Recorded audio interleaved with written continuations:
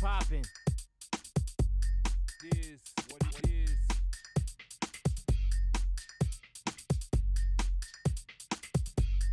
Is what it is.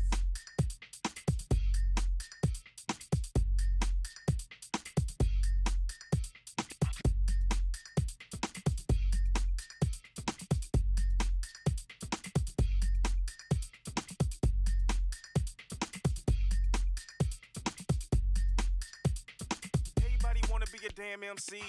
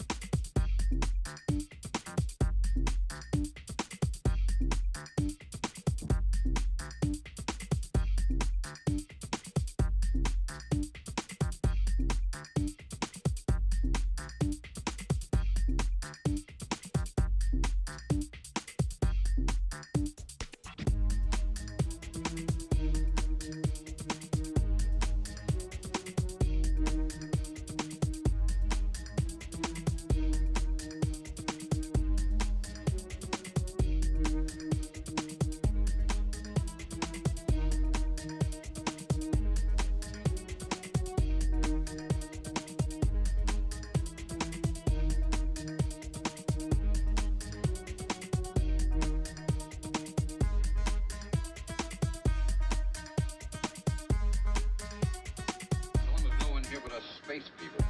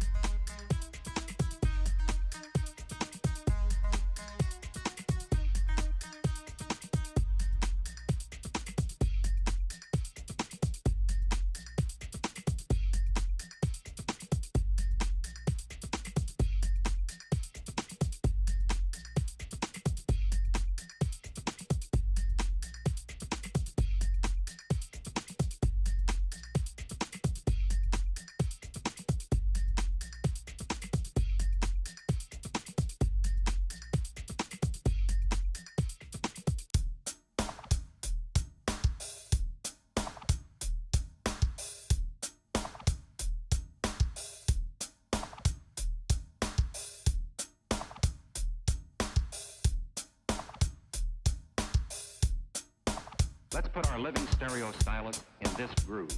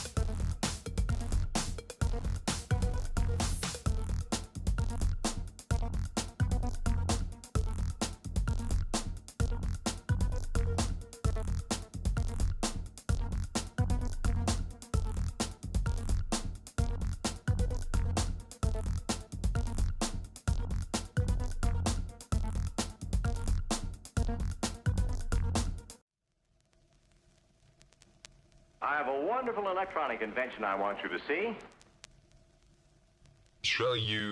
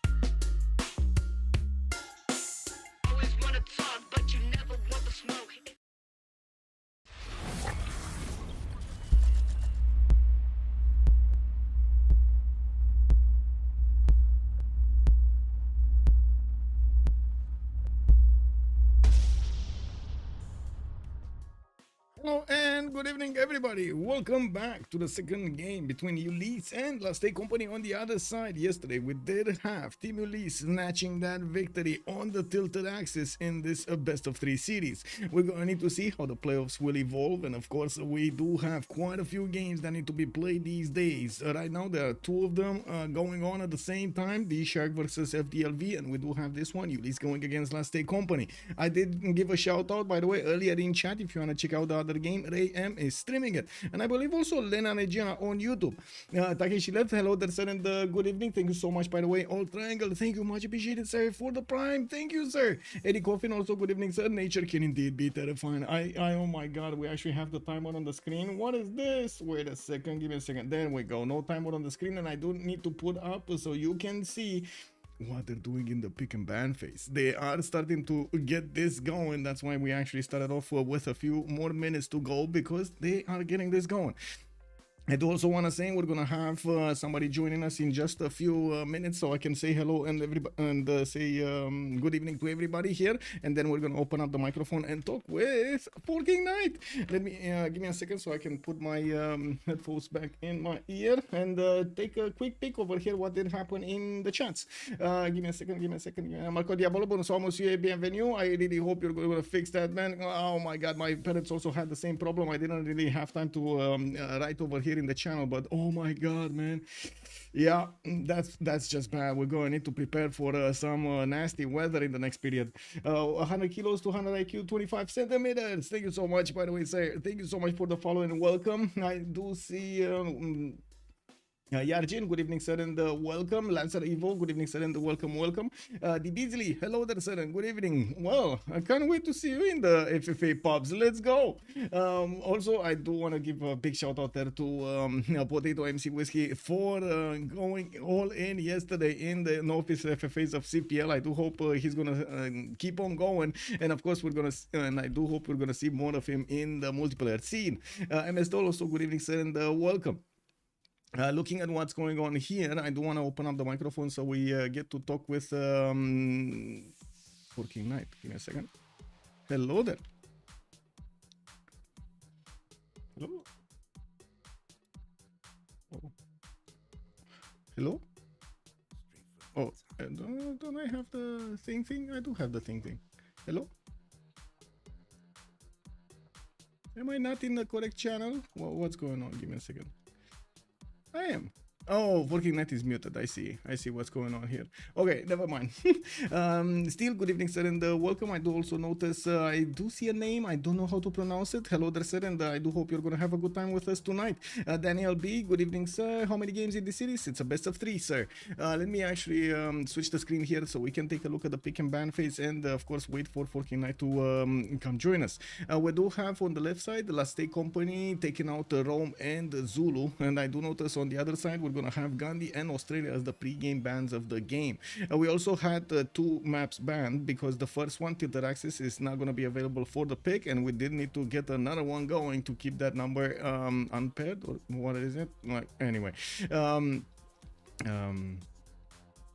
uneven, I guess. So we did end up banning Inland Sea as the random list showed us. We do have a few more picks for the bans. Tokugawa is going to be taken out by Last State Company. Since this game is going to be played on the 7 seas, they will have very good land and quite a few I would say options for the seas, for the naval conflicts. It's a lot more connected than usual. It's definitely not going to be a Pangea with so much water mass. There are going to be multiple water masses there, hence the name 7 Seas. But at the same time, a lot of these maps are decided by the landwards. We're going to need to see what kind of options they're going to have. Maybe, of course, trading on the seas will get them that gold, and we will see them doing that domination victory. We do have Varangian also being taken out by State Company. Scythia is going to be taken out from their side. On the other side, looks like Konge. That's Norwegian, the Norwegian original persona with the longships.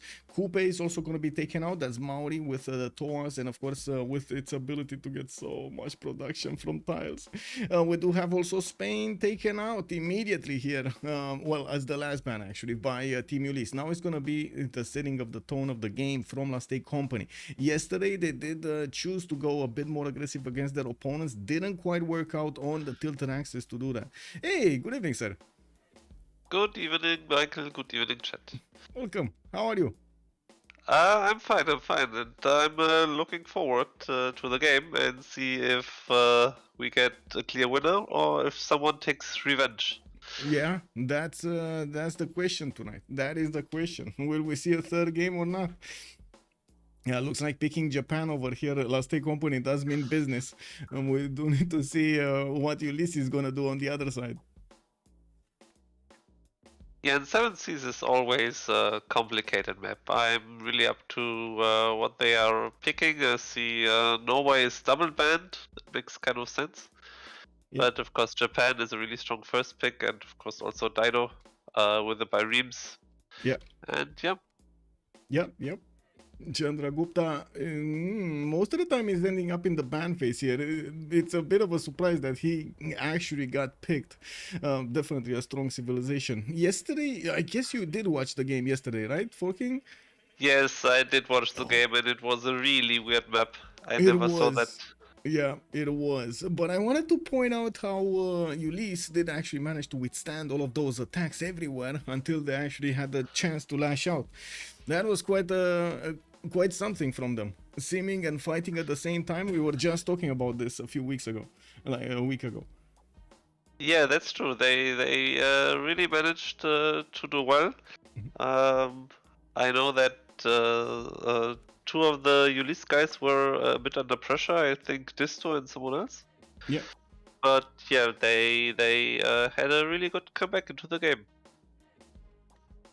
Well, tonight we're gonna need to see on what map they're gonna land on. I do notice Last Day Company is gonna go for Theodora here as the second pick.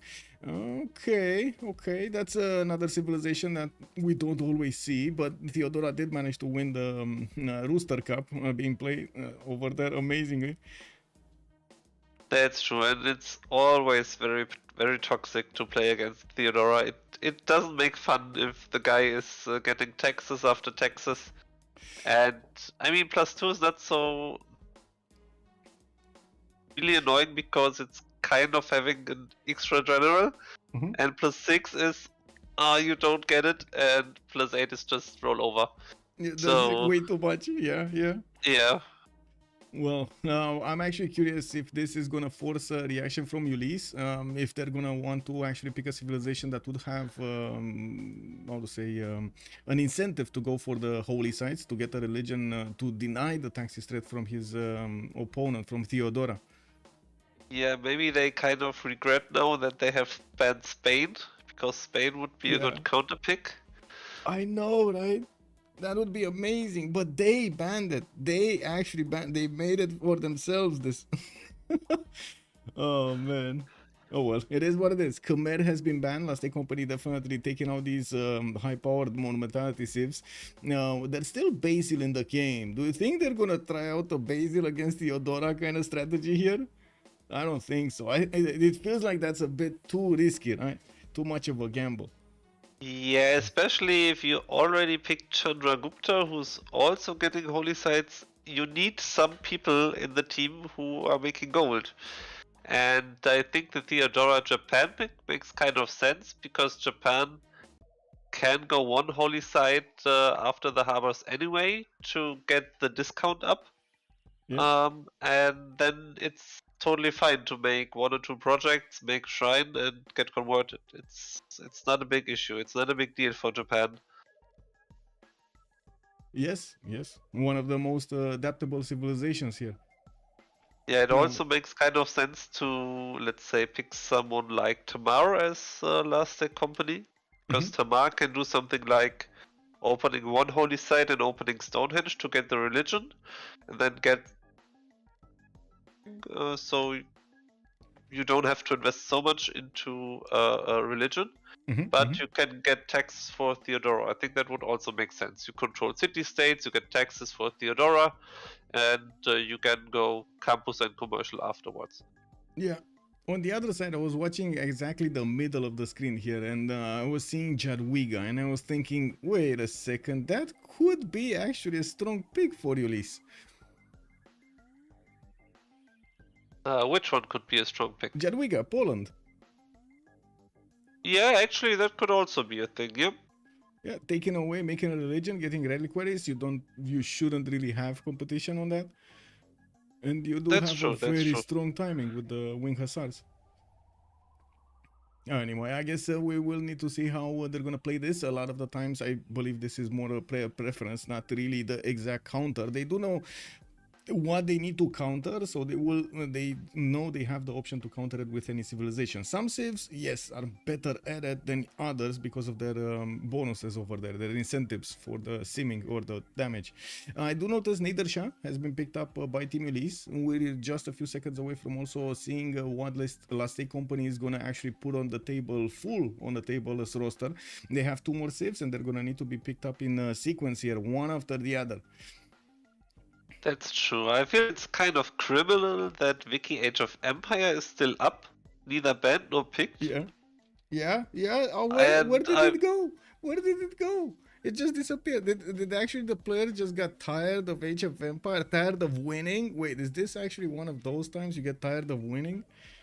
I don't think you can ever be tired of Wiki. It's just such a nice Civ. Yeah, true. But of course, okay, Vietnam is also a good pick, of course. Oh, this is the Malm special.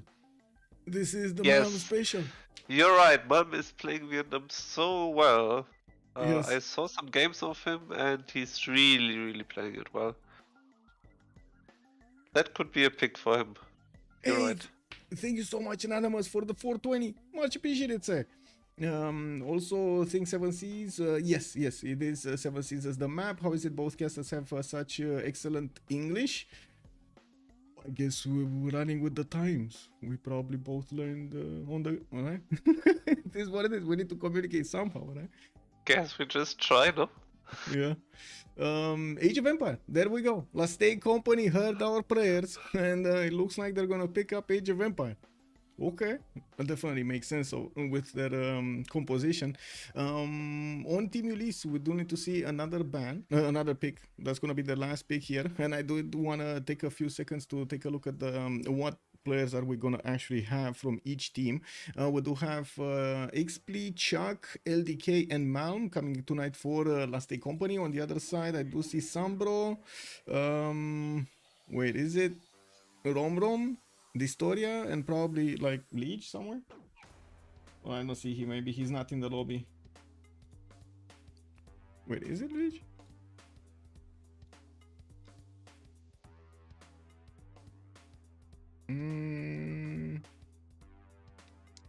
Milamber, Distoria, Legion, Rom. I see. Milamber is the 4th one. Got it.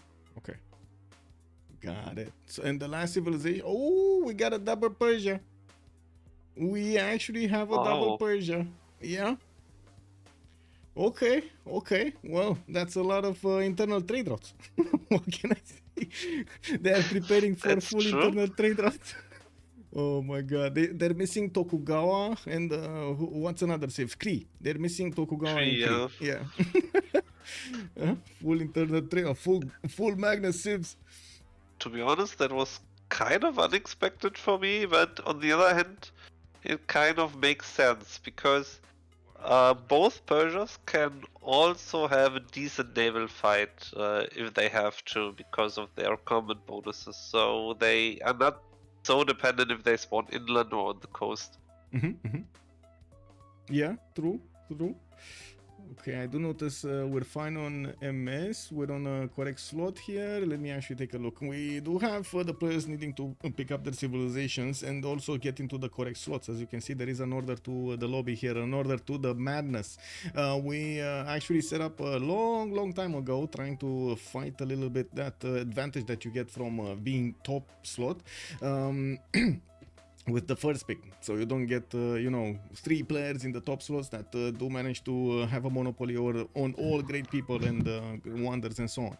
And as you can see, it's an order of 1 2 2 1 2 1 1 and 2. The players are gonna slowly switch there.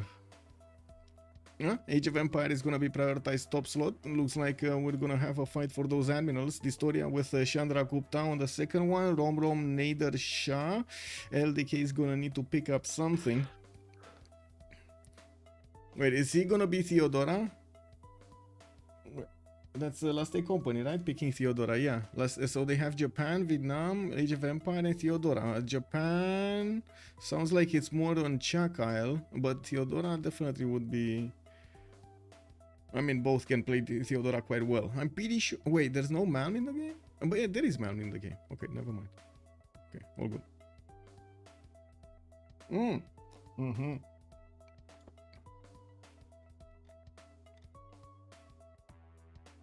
Yeah, Chuck, LDK, Sambro, and Xplay. Oh, there is no Malmi in the game. Malmi is streaming with somebody.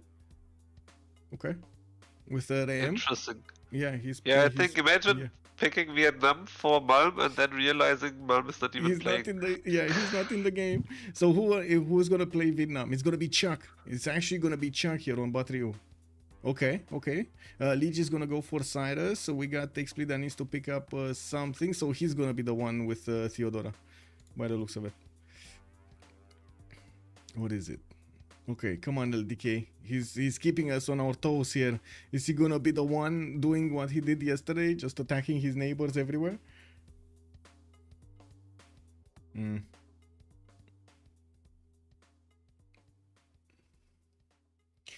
Shouldn't play Steve because whoa. Slow down, chat. Slow down. Jingo, good evening, sir.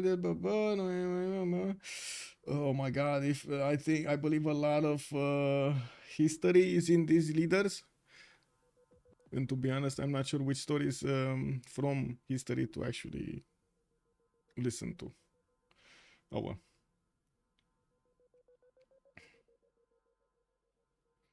Also, wait, what was it? What was that famous saying about history for King Knight?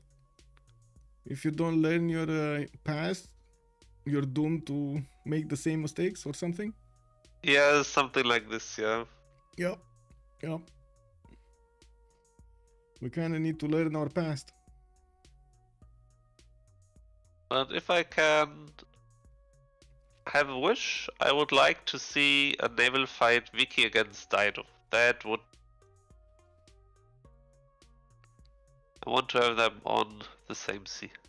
The exact counters over there. Yes. Yes, that would be nice to see if Age of Empire is still on par. Or actually, I would say if Dido is still on par, because Age of Empire still should be up there.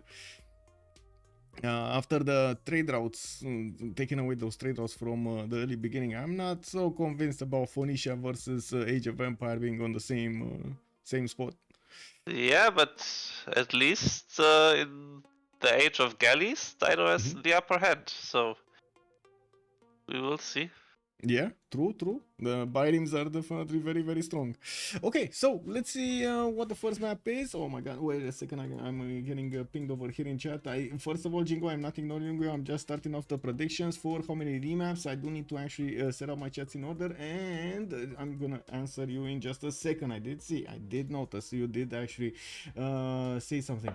Who won, Ulyss or Trin? Wait, there was no Trin that team yesterday. Hello, good evening, sir. It was Ulyss winning yesterday, if that was your question. Aquarius Philosophy, good evening, sir. Are we past the lobby simulator? I hope so. Good evening, sir. Well, usually actually in the 4v4 scene, we don't really have that many problems. I mean, I don't want to jinx this game, but really, usually because the players have played with each other for a long time, and they kind of know who's gonna drop or who's not gonna drop, they're probably gonna stay away from the players that are usually dropping and not fixing their issue. They're gonna troubleshoot first. They're gonna try to help them out, like do this, do that, to fix your mods and so on. And like, okay, install new drivers or reinstall save or anything that we actually found out that works.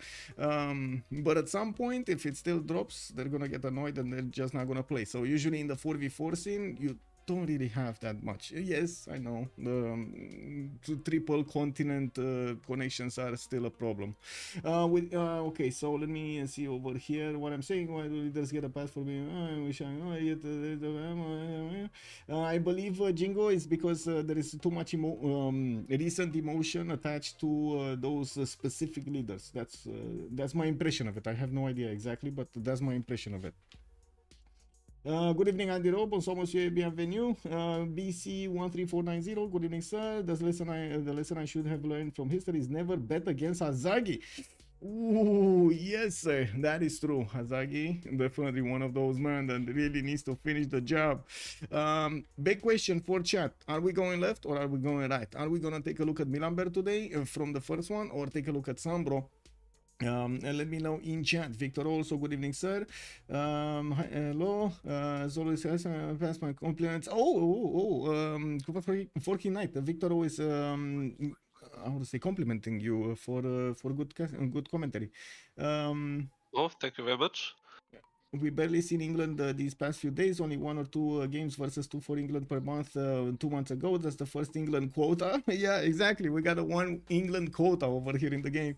Also, Inca is an internal trade-off version. Yeah, Inca could definitely have been a choice there if they wanted to go full internal madness. Since you don't usually check YouTube first, right, left, I'll say right now, even if before you even ask, wait, you'll say right. We need to go right. Lancer, you said right. Jingo said north. There was no option for north, so we're going right. It looks like Victor, we had both chats agreeing over here. We're gonna go right. We're gonna take a look at the England. Let's see. One continent. Oh, no continent. That's yeah, a little no. bit sad. No continent split here. We do have a builder coming up in 5 turns, and yes, he does have a few tiles that he can improve, especially the reef fish tile on the west side. It's rice settled to the north, no fresh water in the south either. Not that it's that big of a deal, but it's gonna slow him down a little bit. And that's a lot of seas that he could get. That's a lot of settles around these seas, and it doesn't look like he's gonna wait a second. Does he? Oh, he's gonna have Rom to the south. Yeah, that will be a problem for him.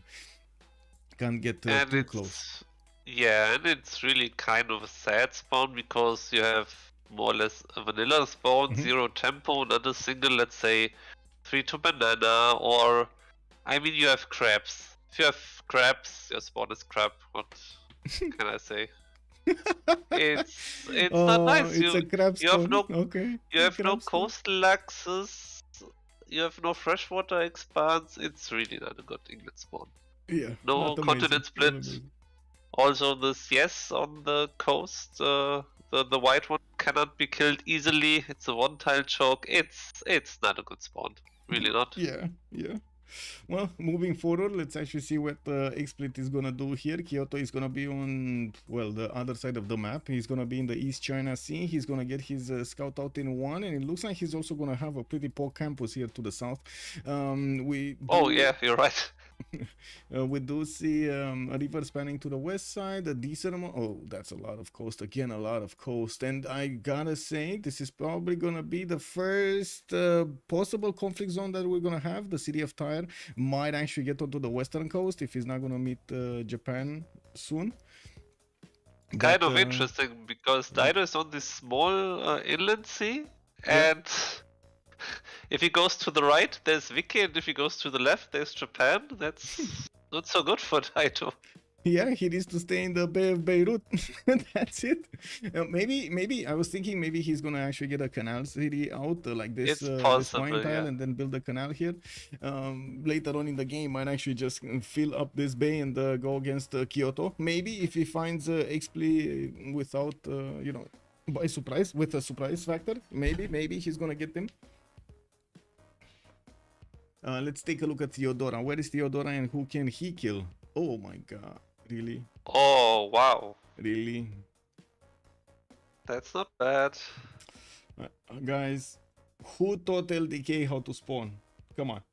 Raise your hands up. Who taught LDK how to spawn? Who did it? England open with builder.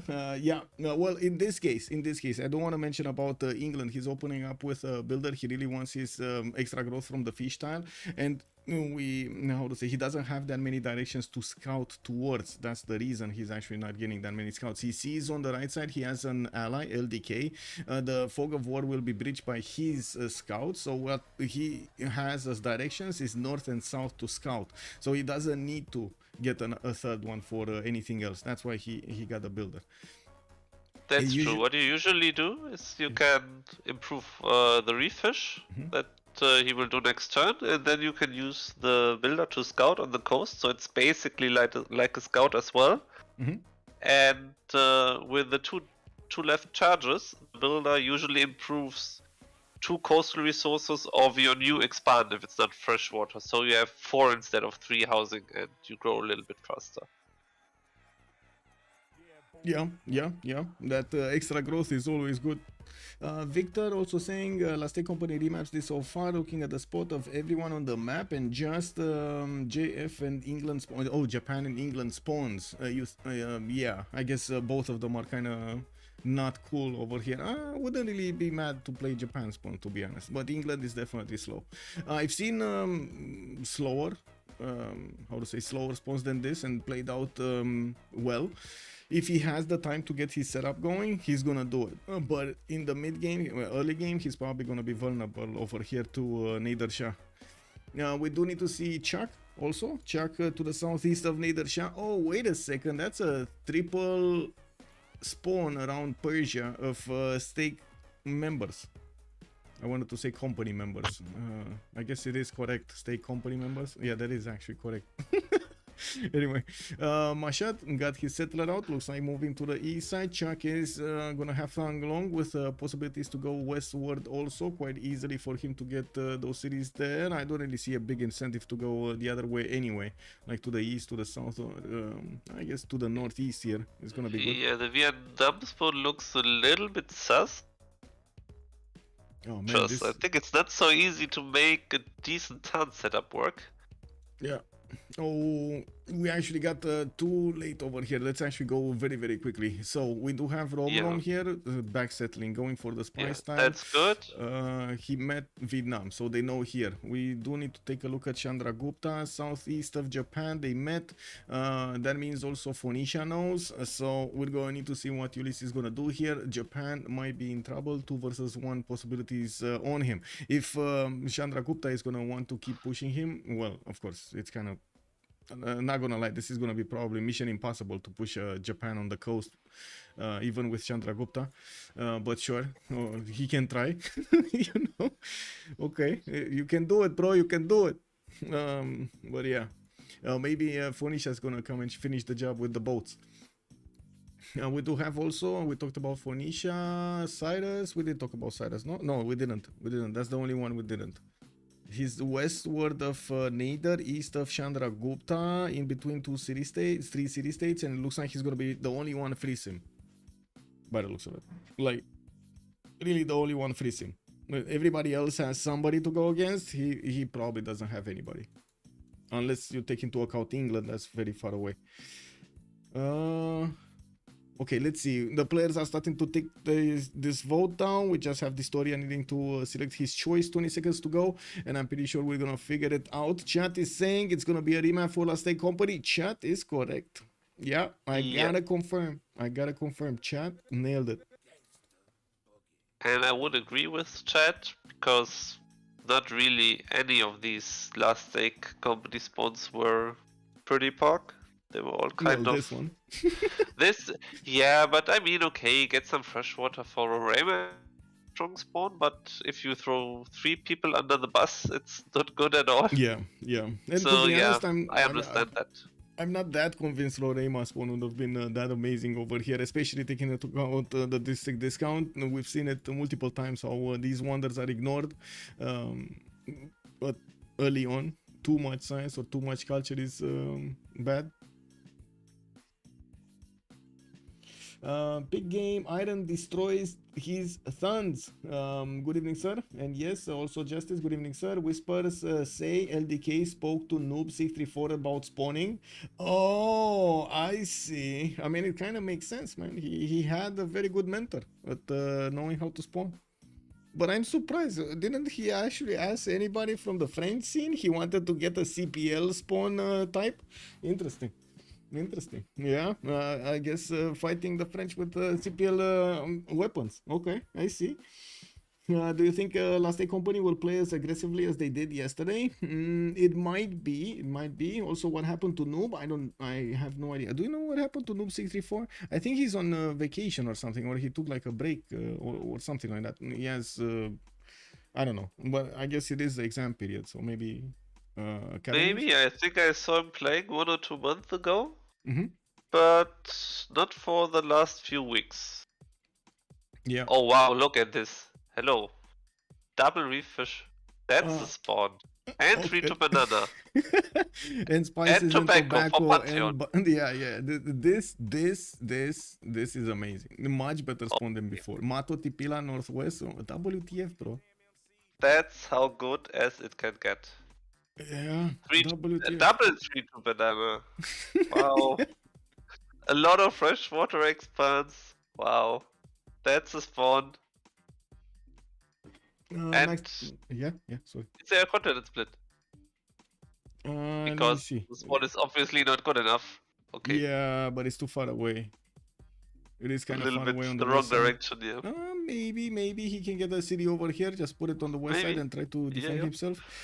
There isn't an easy way to actually attack that city center. If you don't chop the forest, you just Yes. don't. You just need to keep that forest. Exactly. Exactly. There. Yeah. Oh well. Next up, let's actually take a look at Japan. Japan didn't settle. Must be here. Okay, there we go. He's gonna have fresh water. He's gonna have two reef turtle. Two turtles. Talking about luxes in the coast. Look at that. This time around, he has his two luxes That's perfect. in the Mutsu Bay. Okay.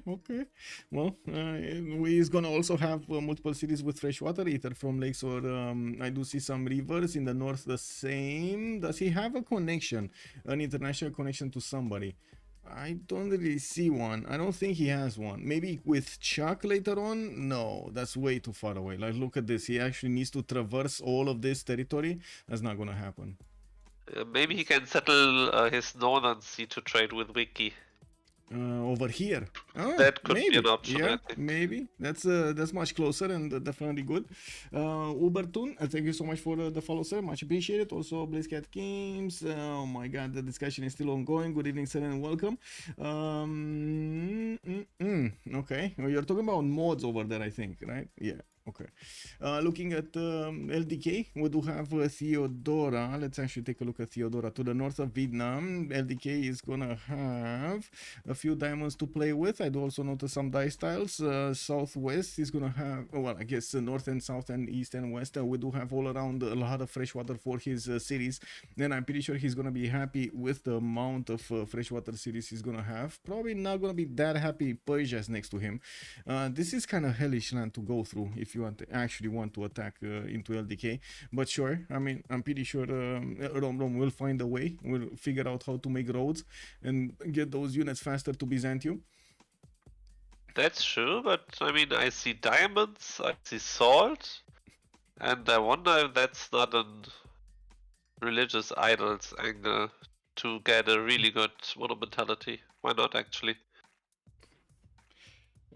The Civ have, if Civ had ever a Romanian leader, who would it be? I guess we would have like, a choice between like three of them. Michael the Great with Vlad Țepeș, which is basically the one that everybody from the international scene knows as Dracula, basically, and Mircea cel Bătrân. Those are the three ones. I wouldn't really go as far as to put the one that we had, like Ceausescu before the 90s or something like that. I don't really believe it should be in there. But we should have a special building, the People's Palace. We should have that one. I mean, it's as big as the Pentagon, you know. And WTF. Vladimir Impaler, yes. Good morning, Marius. Good evening, sir, and welcome. Or if you want to go even further in history, there were quite a few leaders that, well, I guess you need to take a look at the Dacians. Those were originally from that side, the Dacians. House of Dracula capturing an enemy city has a chance of causing another to revolt. Okay, yeah, that would be funny. That would be really funny. Anyway, looking at Vietnam, right? Let's take a look at Vietnam. Thang Long 2 base, up in 2 turns. This is look at good all fun. these woods. Yeah. He can get the thuns everywhere, like everywhere. Let's see how he's actually gonna get these going. He's also gonna be far away from opponents. He's the free sim of this map, I think. Wait a second, West Milamber maybe, like behind the mountains, but not close, and it's Dido. Like, come on, you're not gonna see him actually, come against him. No, Dido is happy if Vietnam is not coming. Yeah, exactly. And you do see so much territory here and freshwater to settle in northeast, east, and well, kind of bad in the southeast, no features, but I believe it's more than enough for him to go late game. Next up, let's take a look at Chandragupta. We do have spy styles, 221 spy styles. I do see a tobacco tile here from the city of Panna. Scouts coming up in 1, and yes, he's gonna start discovering that north. Doesn't really have a good south though. I guess he's gonna go and settle east. He's gonna go and settle northwest. That's gonna put him closer to England, and even might have the opportunity of taking or denying that city from the coast for the international trade routes. Actually, Yeah, they could set up a triple trade on that coast. a triple trade. Yeah, Japan, Chandra, and Vicky. That's possible, no? They're different teams. Oh no, Chandra is different team. Oh, Yeah. Okay. Yeah, then it's probably Yeah, no problem. No not a problem. good It happens to idea me to also. settle that. Yeah, I was thinking because Chandra is Yeah, probably you're gonna right. deny this, right? He can get up there and try to deny England Yeah. from settling. And let's see if he's actually gonna want that. There is a significant effort to actually get an army here and try to deny something. We do have Nader Shah, Romrom. Where is Romrom? To the east of Theodora, LDK. Oh, another thing about LDK here. He's only gonna have Vietnam to get his religion, to kill his religion. There's no amazing, oh my god, taxi straight unless he actually starts swimming. Maybe he's gonna start. That's gonna take a long time. Anyway, we'll see. So yes, he does have a possible +4 taxes, but not a +6 or a +8 like we've seen in other games. Looking at, we were looking at Nader Shah, right? Okay, Mashhad, freshwater, west side, pretty good mountains, bad mountains to actually get an army through, but good mountains for something else, for campuses and defensives. We do have him with some coastal settlers on the east, and I do notice he will have the opportunity to actually get close to Matotipila and even settle on it. That's going to put him extremely close to Sambro. I'm actually curious how close Sambro is going to want to get to the north on the coast here. As close as Matotipila, or he's not going to get to Matotipila? That's basically my question. I think.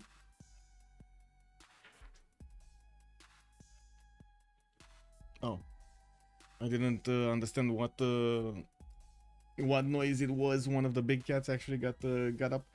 Del Trader Series, good man. Bonsoir, monsieur Rafifi, bienvenue. I mean, you could taste with them. Trade. Yeah, I guess you could taste and trade. Looking at Cyrus, we do have him to the north of Japan. He's also going to have a pretty good opening, 3-1 spy styles, and I do see a 2-1 tobacco. Second settle with another spy style and some deer tiles to get that Temple of Artemis going. We do have him, of course, going immediately for the 2-3-1 settle in the north. And last one, it's going to be Daido to the west of Vietnam and southwest of Theodora. I do notice Milanberry did improve his turtle tile immediately. He's going to also have the amber tile northeast to improve, and he's getting his settler going. Not a lot of fresh water on the coast though. West side, this is a very bad city to settle. Northeast, I guess it's a little bit better, but not by much. He's going to have a single 2-2 around there, and he could go for the fresh water if he wants to, but again, that's a bad settle. Like, what is he gonna say? It's There's really no 2-2. slow, yeah. Yeah, and it's slower. It's again. really slow. You don't want that. 7 to settle. 7 to settle. Instead of settling 10-4, you settle. Oh my god. I think Last Day Company has so good spawns. Yeah. It would be criminal if they are allowed to play that. Yeah, look at those campuses. But the question, spots yeah, for the go ahead. Byzantium. Oh, the +5s over here in the mountains. Oh. Yeah, Byzantium, God spawn. but it's not so easy to And find out he's- that you have this. Yeah, exactly. And he's complaining. He's preferring the God spawns. Look at that. He's actually saying that he's preferring the God spawns. WTF. He's right. Oh man, interesting map. No one's really in a free sim position. All the lands connected somehow. Yes, exactly. And I don't really see any caravel fights that could evolve here. But we got a remap. Yeah, Looks like yeah. We'll use the remap token to actually get a new generation here. Okay. In the meantime, I can actually finish the vote and also put up the team labels on the screen. Give me just a second here and click on prediction, choose an outcome. We got 2 remaps today, and let's see the high rollers getting those points. Let's see who's gonna get them. Who's gonna get them? I do wanna take a look at the remap. Teams. This is Ulyss. That's 1. And this is Last Day Company. That's 2. Then we go. Where do we have a pause? Oh, right. Never mind. He's the remapping. I don't know why I had the impression that we already were on the new map. Check. Okay. Did we get this? Yes. This here. All good. Let's see. Letting England stay between the Persians and the India is bad. Yes, indeed. Look at those camps. Yes, indeed. Indeed. Okay, check.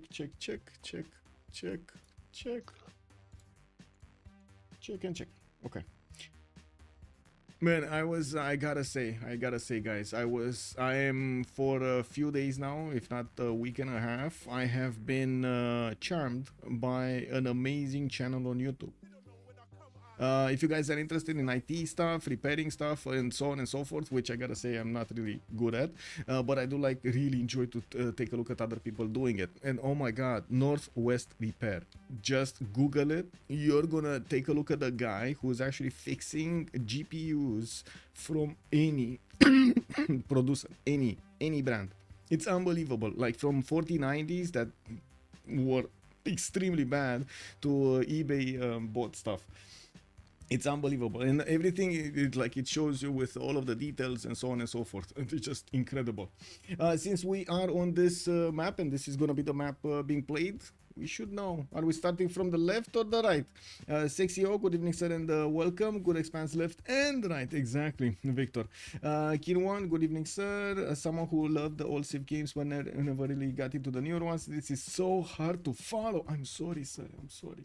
I hope you're actually gonna get the gist of things. If you have any questions, please ask me in the chats over here. I do my best as quickly as I read them to actually respond to them.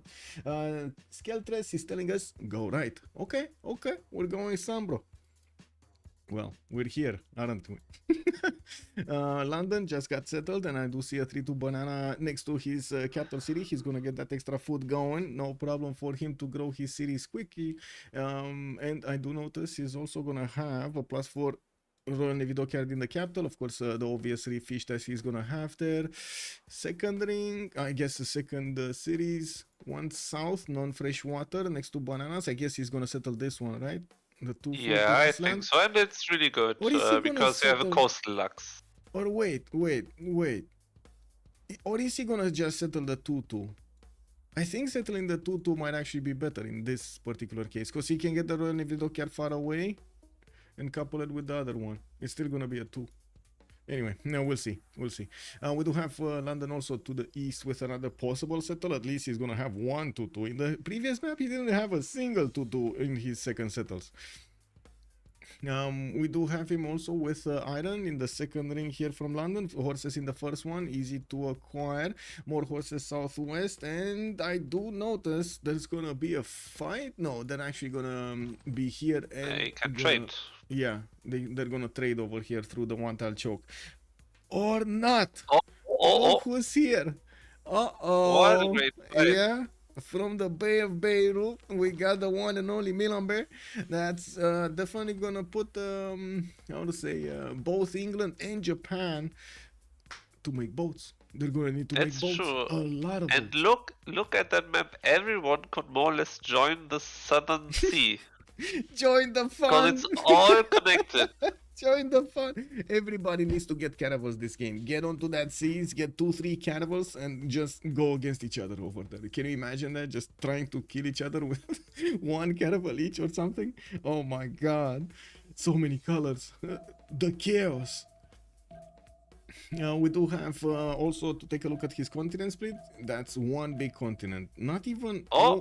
maybe... Oh, that's Dido's continent. That's probably not gonna happen. I don't think that's gonna happen indeed.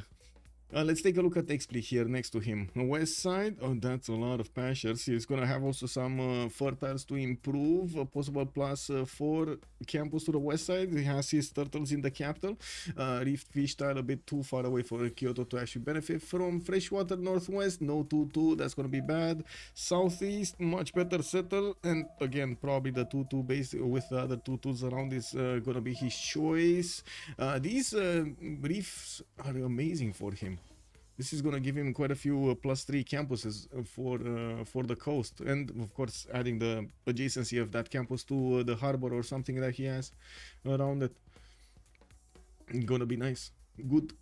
Kyoto gonna get his iron tile in the second ring. I do see horses second ring southeast, both strategic resources, good inlands also.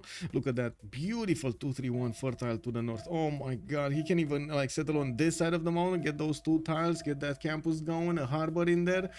Perfect, just perfect for XP today. Theodora, let's actually see what is Theodora and what is he gonna do. Theodora, oh my god, this is probably gonna be the saddest day ever for LDK. How is this possible? So we had 2 Rorema spawns, right? In the first map when Rorema spawned, Theodora was next to it, like barely like touching it basically. In this one, it's next to it. Not close enough though. It's actually next to his opponent. That's actually a little bit sad. But yeah, at least some tiles are not so good. Maybe to be optimistic. Yeah, I don't know, man. I don't know. Like this feels like there is a bit of a problem with that spawning good kind of strategy that LDK had earlier. Not that this spawn is that bad, but come on, it's not a No, it's a decent spawn. Yeah, it's this. Well, to be honest, he would actually really need a bit more fresh water here, especially to the southwest.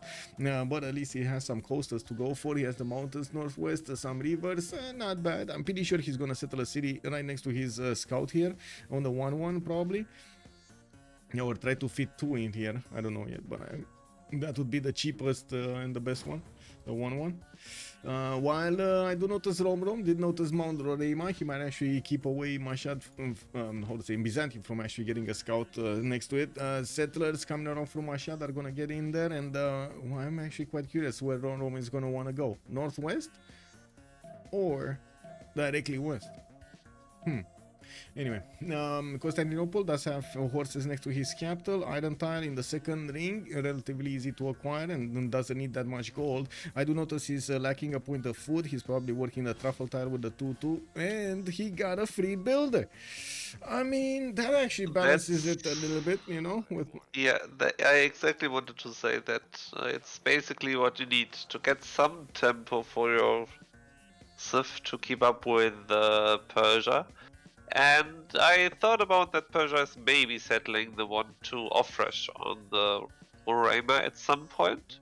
Because actually Persia has not such a big issue with off-fresh settles because of his unique building, the Paradisa. Yeah. Yes. Because it gives 1 housing. So you can play around that.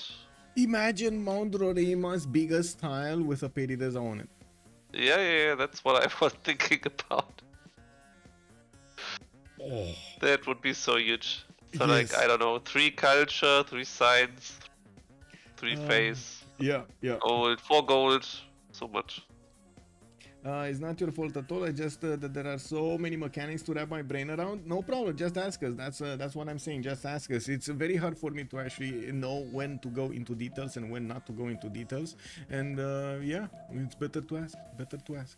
We do have to take a look at Vietnam on next. It looks like he's gonna be to the west of Theodora. That actually opens up the way for them to go through the seas and get some traders going. They're gonna be exposed though. Actually no, they have the same it's the same seas with Japan and England, so they're gonna be fine.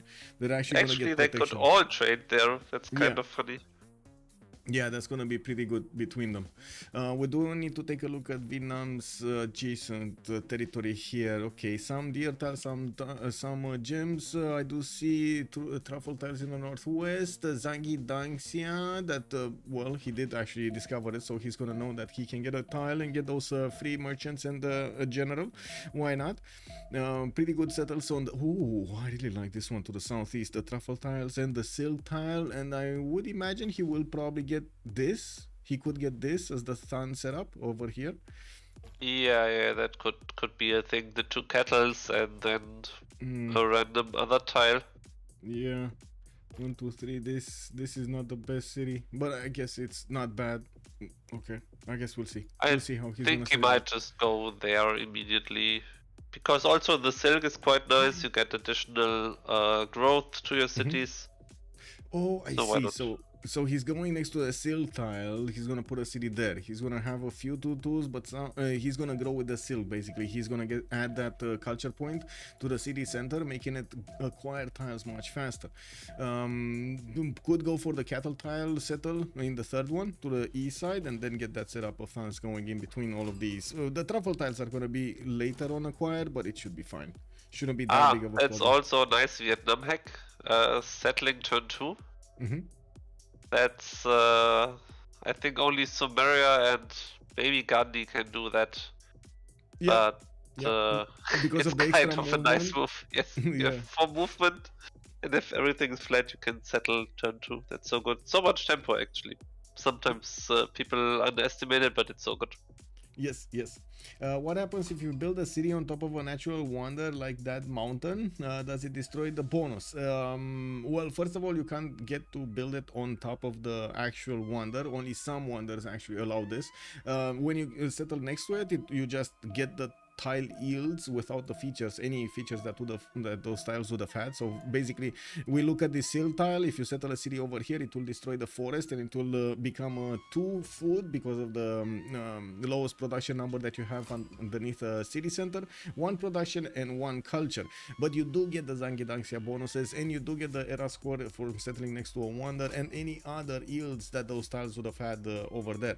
You don't destroy them. You just the features. There are BBG actually allowed for some wonders to be settled in the game. One of them is Cliffs of Dover. If I remember correctly, in the base game you cannot actually settle on it. In BBG you can settle on it, adding a point of production on that 2 food and 3 culture, if I remember correctly.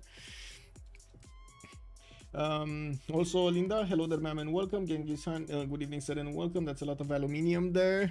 Yes, in BBG does Vietnam still not get the great general points? Yes, it does not get the great general points. And also to finish up the idea, whenever you start moving with a unit of Vietnam from the forest, you do get an extra point of movement. So that's why he actually did manage to get that city there so quickly. Or wait, do I remember the bonus correctly? Or is it? If you start within your own territory, it's doubled. Plus Yep. 2, it's down. Plus 1 movement for all units beginning there. Yeah, there we go. Okay. Looking at the Historia. Let's see Chandra Gupta, northwest of Vietnam. And wait a second, Vietnam actually has an opponent to the south. We didn't touch this subject at all. We do have Liege next to Chuck.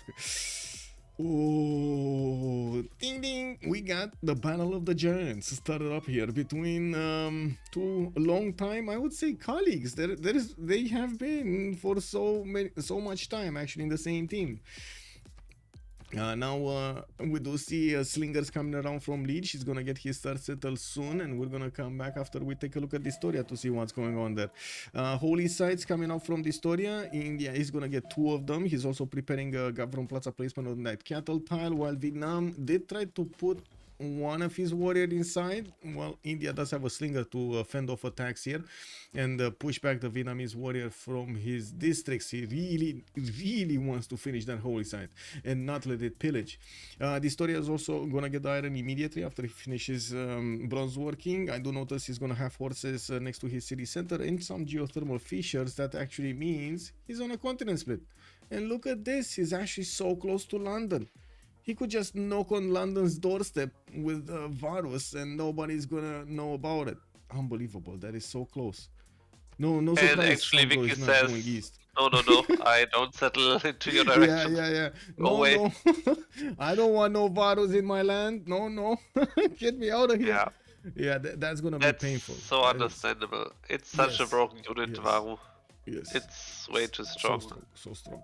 And not only the Varus, but usually with England spawning next to a civilization that has land attack bonuses, Leon, is just like one of those feelings when your heart sinks.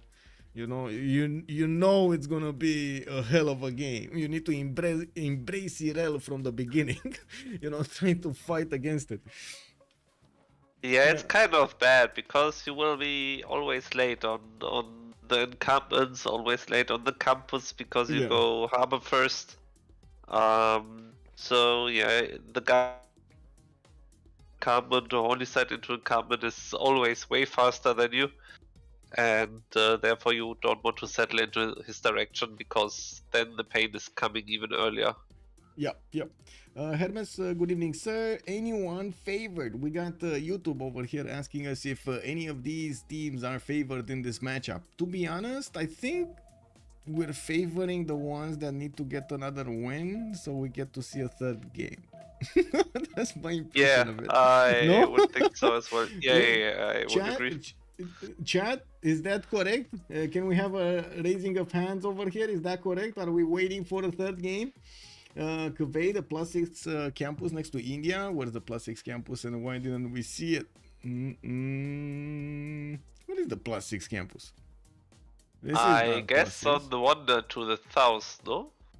Wonder South. Wait, what Wonder South? Great Barrier This Reef? one. No, it's only +4.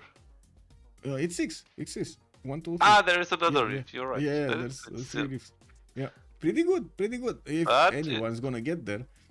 But imagine an English UU coming and pillaging that campus. Yeah. Just putting one of his sea dogs next to it. And Yes. waiting. Oh, you build it. That is so. I thank you so much. My people, thank you so much. We got so much science. Amazing. Anyway, let's take a look at Nader Shah next. What do we have here? Nader Shah, Gordian, got to put down on Mandorema. He's gonna get God of the Forge as a Pantheon, and surprise, he didn't actually get the wheat tile settled. Oh, I mean, I understand why.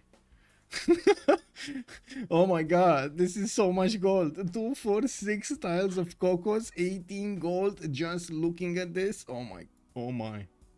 Or 30 gold if you actually improve them. That's gonna be quite something. That's an economy of its own. What's It doesn't that? need to. Hello. What's that? I see. Do you see all the plantations? There are also olives and incense and oh my gosh.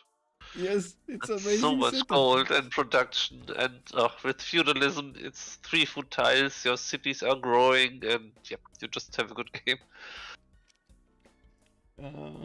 We do have him using a 2-3 deer tile to increase his production. He's getting a monument out. He's starting off with campuses, which actually is right now debatable if it's better to start off with campuses or go commercials every time here on Persia. We do have him actually moving west. Whoa, he actually, wait, he changed direction or did we misread that? Did he change his mind? I think he wanted to go Koa to the right first, and now he's going even forward. But I think it makes kind of sense to go campus here, because if he goes for Forge, then he will probably go for a discounted encampment and for some Uga Buga. So you don't need commercials, at least not so many. And with political philosophy, he anyway gets an additional trade route because he's Persia. So I think that's fine. Play it like that. Yeah. Yep. Well, let's see how fast he's gonna be. It definitely seems like Byzantine is aware that he might be follow settled by Persia, and he's gonna try to use this warrior to stop this from happening. We didn't see him bonk though. He could have bonked, but he did not bonk. Interesting. Oh well. Yeah, Rom is just gonna get that settled over there and be done with it. He's gonna get the cocoa tiles, the extra gold, and it's fine. 2-2 base, multiple other 2-2s. Should be fine. The team should buy him a builder so he can improve 3 cocos for the team. Yeah. And you have immediately payback time because you get 5 gold per tile. That's so much. Yep, and I do notice Liege is getting his monuments out. I do see Tarsus and Pasagarde both are working on it. Sparta is not, which is a bit of a surprise, but anyway, a 3-1 base on Sparta, and it is coastal. In a coast that doesn't actually get him anything. We did have him with a possible city to the west side, but to be honest and fair to him, he didn't really have that much, that very good tile, those many good tiles to work, but still would have been better. No, except the +3 campus, right? I guess it is what it is. We're going to need to see if they're actually going to manage to get things going with trade routes here, and of course how fast or how slow Persia is going to need to get a defense up. Usually Vietnam's timing, I do have to point out Malm, when he was using Vietnam, he was getting his attacks going at nights with Voitians. Not earlier, like maybe a few horses earlier, but not a very big army, not 7, 8, 10 horses, just a few of them. This time around, well, he did start off with campuses to the north of Persia. That's going to significantly give him a lot of science. 8 science? Well, I say significantly and then I say 8 science. Lol. That's all +1, and this is a +2. He's gonna get Hypatia. This is good. Okay. Looking at Pasagarde, we do see that Persia here might actually start off with commercials. Liege going for animal husbandry. I don't see a single campus, and I'm thinking, what's going on? No, encampments. He's starting off with encampments. Okay. Not I mean, campus, that makes sense, yeah, because spawning next to Vietnam, you can expect the other guy as well, and you want to get a general. I mean, he's talking to his team. He knows that other Persia wants a general. Yeah. And if he wants a general, probably Vietnam is also projecting 2 times to get a general. So there's not so much left. True. Well, Persia is gonna start improving his amenities, getting a few tiles, a few better tiles to work. He does have also a rice settle to get the irrigation boost, and I do notice a forest fire has just started between him and his opponent Vietnam. Persia does have iron tile, does have a true 3D tile, and also horses in the capital. That should be fine for his strategic resources during the game. I'm curious what is he gonna do with this city of Sparta to the east side. Feels like that's gonna drag him down, but oh well.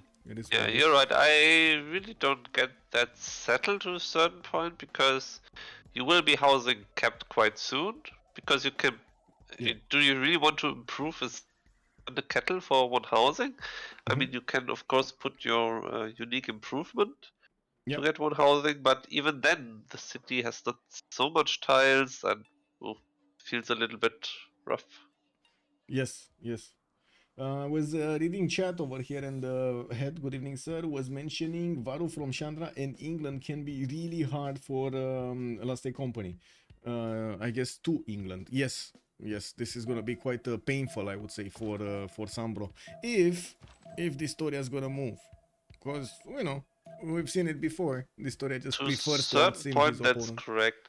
But on the other hand, England probably knows that she's going to have a naval fight, so he will go oligarchy, and then he can also defend with swordsmen, because then swordsmen have 40 strength.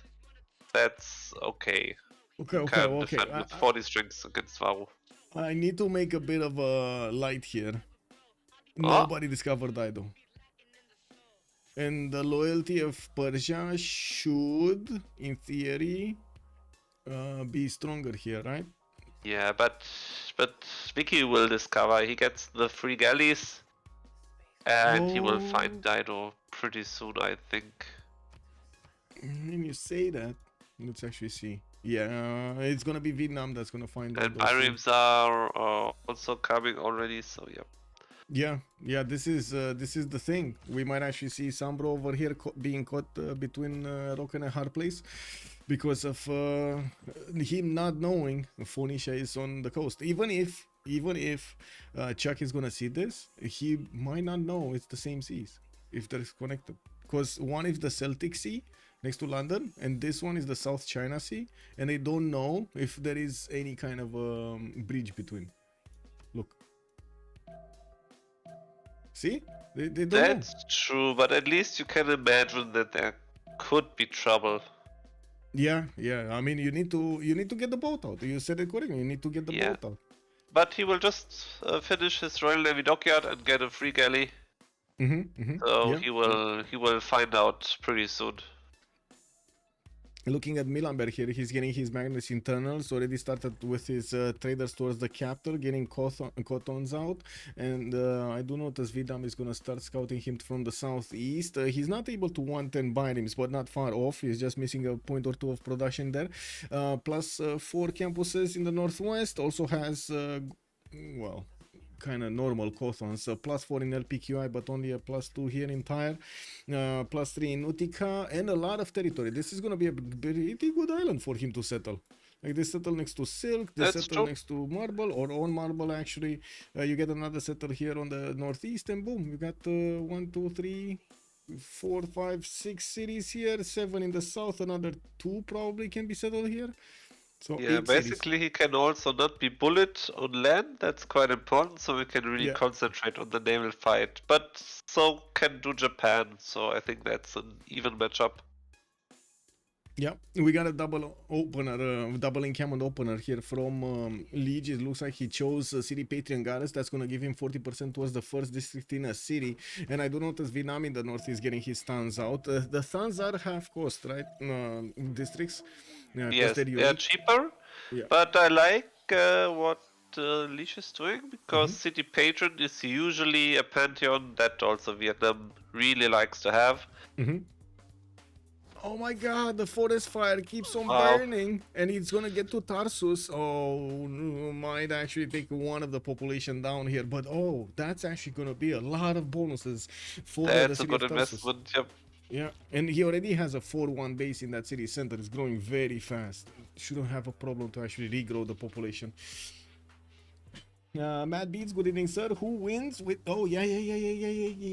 Let's actually put up the who wins, because we actually went through all of the civilizations here. Last Day Company, it's going to be a choice between Last Day Company and Team Ulyss. We're going to leave it for 30 minutes. Again, I'm going to reiterate, we're on the 7 Seas map. We do have Last Day Company going against Ulyss. Ulyss did manage to win the game yesterday. This is the best of 3 series, and we do need to see if Last Day Company is going to manage to snatch this victory, so we get to see a third game.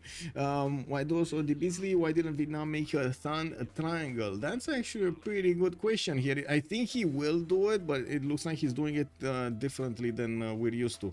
He's putting another thun here, another thun, another campus over here, and I would imagine he's gonna put the government plaza on the banana.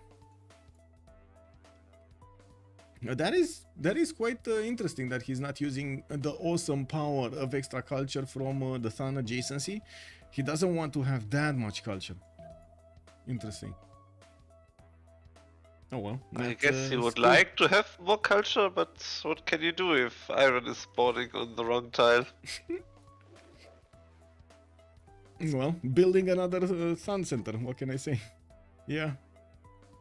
I mean, what he's doing is basically the greedy option, because what you could also have done, you could have started with tons, open tons, and only then go for your The other campus. districts, Yeah. because then you see where is the iron, where I can make the best setup. But the problem with that kind of strategy is that your districts become much more expensive, and therefore you basically lose production and you lose tempo. By first placing the very cheap campuses and then the half price tons, you just get more for your production, you're faster, but of course the adjacency is now not so good, because you can't know where the iron is, and sometimes that blocks your setup, as we can see here. Yeah, the Beasley is making a good point. That is a Civ6. He knew where the iron was after he unlocked Thun. So he placed them after, right? He knew he shouldn't have kept on placing the Thunder. Oh well. I mean, I would also do it like Chuck, first going for campus and then only Not for here? tons. Not on the 2-2? You wanna chop that? I guess? Oof. Right? Like, I should don't have been know. two You could times do with it. campus, Gavron Plaza on the cattle. Oh my god, look at this. I guess he wants to do something like a district on the deer and then on the 3-1 banana. Mhm. Could also be an option. Wait, whoa. Okay, Did that's a lot of forest fire, not That gonna is a lie. lot of forest fire, but how did it hop over river? Like, if I remember correctly, there was quite a bit of a talk over here, a discussion about this, that it doesn't hop over rivers. Really? I thought it can But it just does. it can do everything as long as it's not from rainforest to woods and the other way around. Yeah, well, initially I thought that too, and then, yeah, river stopped the flow of fire. But Kept as you down. already see, there was a flood in Donghoi, and that can sometimes also be an issue if your city is under attack, and sometimes a flood is hitting it in the in a very bad time, then the city is just gone. So that's sometimes really a risk. Yep, I have seen fire jump the river more than once. Monkey Wazaru, yeah, there we go. Such a lucky fire for Persia, plus, indeed. I think it just needs to be on the same type and close to each other. I think so too. Maybe the resources blocked him. BlazeCat Games talking about Vietnam's setup here. I do want to mention while we were discussing Vietnam's opener, I did notice Vietnam, first of all, does need to get his setup going for his generals. He's on 3 regional points at 10, and he has a project coming around here. But we already have quite a few others doing the projects. Persia, India, and the other Persia, not to mention Byzantium, who is a must-have. So we got Persia and Vietnam, Cyrus and Vietnam as must-haves. England really needs it. Like this is a must-have, and he doesn't have a campus, an encampment down. England won't get one. England won't get Yeah. one. India wants one and gets one. By the looks of it, he's doing Holy Site projects and a second encampment training project. That's gonna give him enough points. Should be fine. Looking at here, Persia already has Immortals out, and he's getting his encampment training project in 2 turns done in Mashhad. I don't see him. Well, I guess that's his points right there. Yeah, that's his points right there. Yes. No? So No. India will get one and Persia will get one? Wait, no, he needs 2. He needs 2 projects because he only has a few points, 2 out Oh, of that's 30. true, that's true. Yeah. So, first of all, Byzantium is gonna pillage his iron. This is a bit of Oh, insulting, I'm that's, not gonna lie. that's really bad, Yeah. because you need iron for your immortals. That's Yeah. really bad. And it's not like people are gonna race to improve maybe iron he... for you know? Oh, wait. Couldn't you have gone to the aluminum and then shoot? Yes, he could. A double But he shoot, a double couldn't, club, but maybe he's... He got pillaged anyway. But he got the pillage yeah. out. That's huge for Theodora. That will give him some more time. I think he wanted the melee attack, because that's the strongest attack. That's why he went on the 1-3. Maybe, yeah. Oh well. Let's wait for them to actually get their era score for the Golden Ages. Looks like they are over the 19 points threshold. I do want to double check here on England. What's he doing? Still no encampment. Is he going at least horseback riding? I really hope so. Oh my god, he's going pottery. I really hope he actually discovered the horseback riding over here, because with India about to start chopping, I don't know, man. That's gonna be a problem. We got quite a few choppable tiles here in between his cities. All of this forest is gonna become Varu. I'm not Invasion sure. of I the Varus. guess he's going for campus for discount, but he will be in a tough time because Byrons are coming and Varus are coming. He needs to get out some units. Yeah. And England he is in a probably world of pain. Of pain. Yeah. Yep. Now, well, I do notice England did also get God of Craftsman, so at least he's getting a point of production extra from these improved strategics. He has quite a few horses. 4 tiles that I can see actually that got improved. I do notice we got builders from Tyre, also Cotton from Sidon, 4 cities over here for Phoenicia. He got a few Byrims and he's starting to fight off the galleys. Byrims at the beginning of the game do win against galleys, especially when they don't have oligarchy. I do notice Milanberry's Fortens political political philosophy. On the other side, looks like Sambro is barely on state workforce. So there will be like a Yeah, turn or that's two. not good. Yeah. That's really not good because then it's not only +5, then it's +9, and +9 is really destroying galleys. Yeah, yeah. Well, I guess we're gonna need to wait and see how things will evolve here. Of course, there is also Japan on the west side of this peninsula with God of the Sea getting the extra production on these coastal resources and getting a few galleys of his own. He has 4 cities. And by the looks of it, well, he will keep on simming here, keep on getting stuff going. Sambro might actually get help from Japan to handle Phoenicia here. That's true, but he will get turbo pressure, though. Oh, he will. Wait, Japan can't get in there. I mean, He can't get in there. technically he can, but it takes a because long, of long this. time, no? No, because of this. As in, Phoenicia, all he needs to do is plug this one tile choke. Yeah, that's keep true. behind, Then and then yep. just use his other cities to handle and tickle England over here until he dies. I mean, That basically, tickle. England is just here for erailing 2 guys, hopefully. Yeah, That's what the last tech company is praying, I think. He needs to embrace Because, it. yeah. Yeah, He has to hold Chandra as long as he can, and he has to hold Dairo as long as he can, and then hopefully Big Boy Japan is coming to save the day.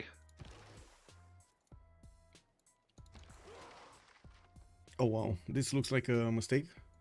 Phoenicia did not go for that Sambro galley. Could have I double don't tapped it. get that. Yeah, I don't get that. Yeah. But I guess he you see, wouldn't have London, had enough experience to promote this by him to the south. Maybe that's why he did it. Oh, yeah, well. but I guess he's not feeling the danger because he's making an additional lighthouse in the cap instead of making 1 or 2 more galleys because there are Byrons coming from the east, which can pillage his harbor. That's not good. Yeah.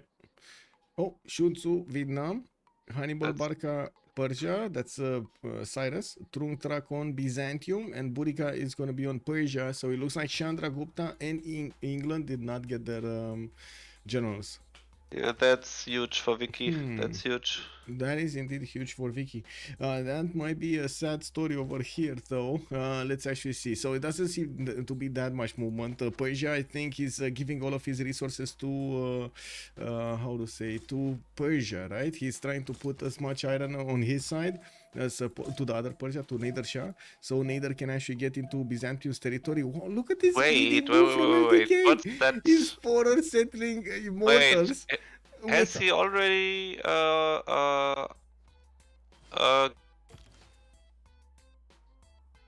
Where horses? Yeah, he needs horses ASAP. And not only 1 or 2. It doesn't have a single classical unit. Like, what? Okay, he will get it in next turn. Because he can chop. Yeah. Can we check his calming village? us down. He's calming. Blazegat Kings is calming us down. He's actually getting them in 2 turns, guys. Well, yes, but that's a free settler moving to the front line without an escort. Only like archers going against classical units from the other side. I'm pretty sure Romrom is going to be very happy to have a free settler. It will be fine, Michael. It will be fine. It will be fine? Okay, it will be fine. Sure. Yes. Insert chaotic scene here. It's fine. Okay, let's see all of the golden ages. We do have Milamber with a pen brush and voice golden age. You have 4 cities, makes sense. Getting his government plaza down. Interesting placement. I guess he does want a stronger industrial zone later on in the game. We do have also Leech with a pen brush and voice golden age. 20 science and 20 culture on Persia, on Cyrus. He still did not manage to get his units out. I did notice he did finish horse by riding, so he has the opportunity to get horses right now against his opponent. Vietnam didn't upgrade that much stuff, where he's getting an army of archers, doesn't have a classical unit of his own either. Okay, first immortal is being put into the queues of Tarsus, and I do see a new trader here from Pascarde, since he did get into political philosophy. No commercials yet. He does have a campus, and look at that. The city of Sparta is actually just a campus. That's it. City of Sparta is a campus. Looking at Nader Sharp and Russian Voice Golden Age on Rom, going on the offense against his opponent. Byzantium is gonna settle in his face, not even gonna care. Look at, unbelievable, man. LDK just... Oh, that's Warlord's Throne, no? Yeah, that is Warlord's Yeah. Throne. Man, LDK just taking so much of a risk here against his opponent. He knows the movement capabilities of the units and how much time it will take them and so on. He's not sending the settler right in his face, but of course it was a bit more dramatic to say that, wasn't it? Now we do have more immortals coming around from the cities of Persia, and with God of the Forge he's gonna get more production towards them. He does have builders starting to improve his cocotas for the extra gold, and 19 science with 17 culture, 40 production also, only 13 gold a turn. That will increase as he gets actually his plantations going. I do also want to mention these immortals are actually gonna put to shame the Byzantium units, and I did notice there is a religion here in the game. Actually, we got two religions in the game. Oh, Byzantium, wow. It's Defender. Defender of the Faith and choral music, while India is gonna get work ethic and tithe and initiation rites. Interesting. Okay, next up, let's see who's next. India, Chandragupta. Okay, we do have him with a 4th settler coming around. Shrines also getting finished in his series. This took quite a bit of time for him to add those faith points. He's on only 13 faith a turn, and he's in the Monumentality Golden Age. This is actually quite problematic from multiple sides. That it looks like he's gonna be very slow on getting everything done, and it's no surprise that he's trying to try to catch up to everybody else in the lobby here. That's so little faith in his early monumentality. 8 science and 17 culture doesn't really give us that much to work with, and as you can see, he's buying out builders in Calcutta, plugging in Magnus in his second city with motion in the first one, while trying to hard build those settlers. Yeah, I mean, we shouldn't forget he made a lot of projects early on. He made projects for general, projects for religion, and that costs a lot of tempo, because that could have been a settler, that could have been 2 builders, which could be a lot of jobs and tile improvements, so it just adds up. Yep. Byzantium, wait a second, what did Byzantium get? Byzantium did go for God of Open Sky. He's getting the extra culture from each of these improved pastures. And I gotta say, he started fighting off his opponent here. One of his archers might actually die next turn. We'll see how things evolve. Now with horses on the front line, it should be a bit better, but you can see the immortals still do enough damage against the horses. If the biggest power of the immortals is their ability to shoot from the second row as well, not only the first one. So you get like you don't need archers with these because they do a lot more damage anyway. That's true, you just have fortified immortals in your first line, and then immortals in your second line, and you shoot with everyone. That's a little bit annoying. Yes. Because you do damage without getting damage, so your combat strength is also not going down. And slamming into immortals with oligarchy is also quite bad, because they have 40 strength, and your horses have only 35. Yep. Or 36. I think 36. Yep. Yeah, look at the horse. It's 42 against a 50 immortal. Yeah. Yep. Okay, next up, let's take a look at Chuck, Russian Voice Golden Age, still on 3 cities, getting swordsman out, and he does have quite a few archers, and also some slingers that are waiting for their bows and arrows. We do have Pingala getting in Tracheo in 3 turns with Magnus in the capital and Moksha in the south. Looks like he is gonna try to get some. Wait a second, is this, I think, chopping bonus from Magnus? I don't think he's working or interested in working that many internals here, or going, I mean, to spend the governor titles on the extra points of Magnus. I think he's actually going Moksha second into Pingala second, and trying to embrace Irel against Persia, while Persia is basically doing the same thing, isn't he? Pingala could be something like Magnus. Okay. Could be, but it could also be something like Magnus 2, Moksha 2, and Pingala 2 is also not bad, just to get the production up. Yep. And for Magnus 2 is usually not bad. True. Next up, LDK Monumentality Golden Age on Theodora. He does have 31 faith a turn. That is a good strong monumentality. 2 turns to build his Warlord's throne, and I do notice the Persian immortals are starting to get closer and closer. Persia does add those promotions to the archer shots as well. They're gonna become much more powerful the longer these guys are getting experience. We do have Rom also getting another 2 immortals on the front line. I don't think these are enough, by the way. If he actually wants to do damage here against Byzantium, he's gonna need at least 6, and mostly because of how many immortal shots does it take to take down a horse. That's the magical number. He needs 6 or 7 to take down a horse. Yeah, actually, I don't know, but the point is that as Theodora, you have to start killing the immortals at some point, because if there is a certain amount of immortals, I don't know, 8 or 10, you don't kill them anymore, because they just kill you. They have just so many shots. It's not happening anymore. Yeah. They get over the critical line, or how do you call it? There's a threshold, yeah? The threshold, yeah. You get them over the threshold, and then you can't react anymore. Like, the only reaction you have is to try to swap units and maybe promote the ones that took damage, but yeah. Yeah, maybe LDK is right with going defender, yeah? Just to get this additional +3 in your territory, just to play it safe. Because, I mean, the guy has a unique unit, a classical unique unit, and he's got a forge. So, what do you think is gonna happen, yeah? Exactly. So maybe just try to play it safe, argue that you maybe will outscale it because you're a monumentality stuff and you have way more production right now. Yeah. Yep. So that makes sense. Well, he does have 46 versus the 41 of Rom, and he has the faith. The faith. Yeah, and the faith. So that is significantly more production than Nader Shah here. Well, now looking at XP, 15 science and 24 culture for 5 cities. Japan, he did manage to take Preslav with his galleys. That's huge. Yeah, that's huge. That's a lot of tempo. Chamber, 3 turns. He does have a ship tile to chop or improve. I think he's gonna chop it and put a campus there, isn't he? Or wait, is he? Because he could still put it on the 2-2. Maybe he actually wants to get. No, he's actually going for the deer. Ironwork. Not even. Oh, he's going for the deer tile. Okay, it's fine. He just wants to chop and keep chopping. It's fine.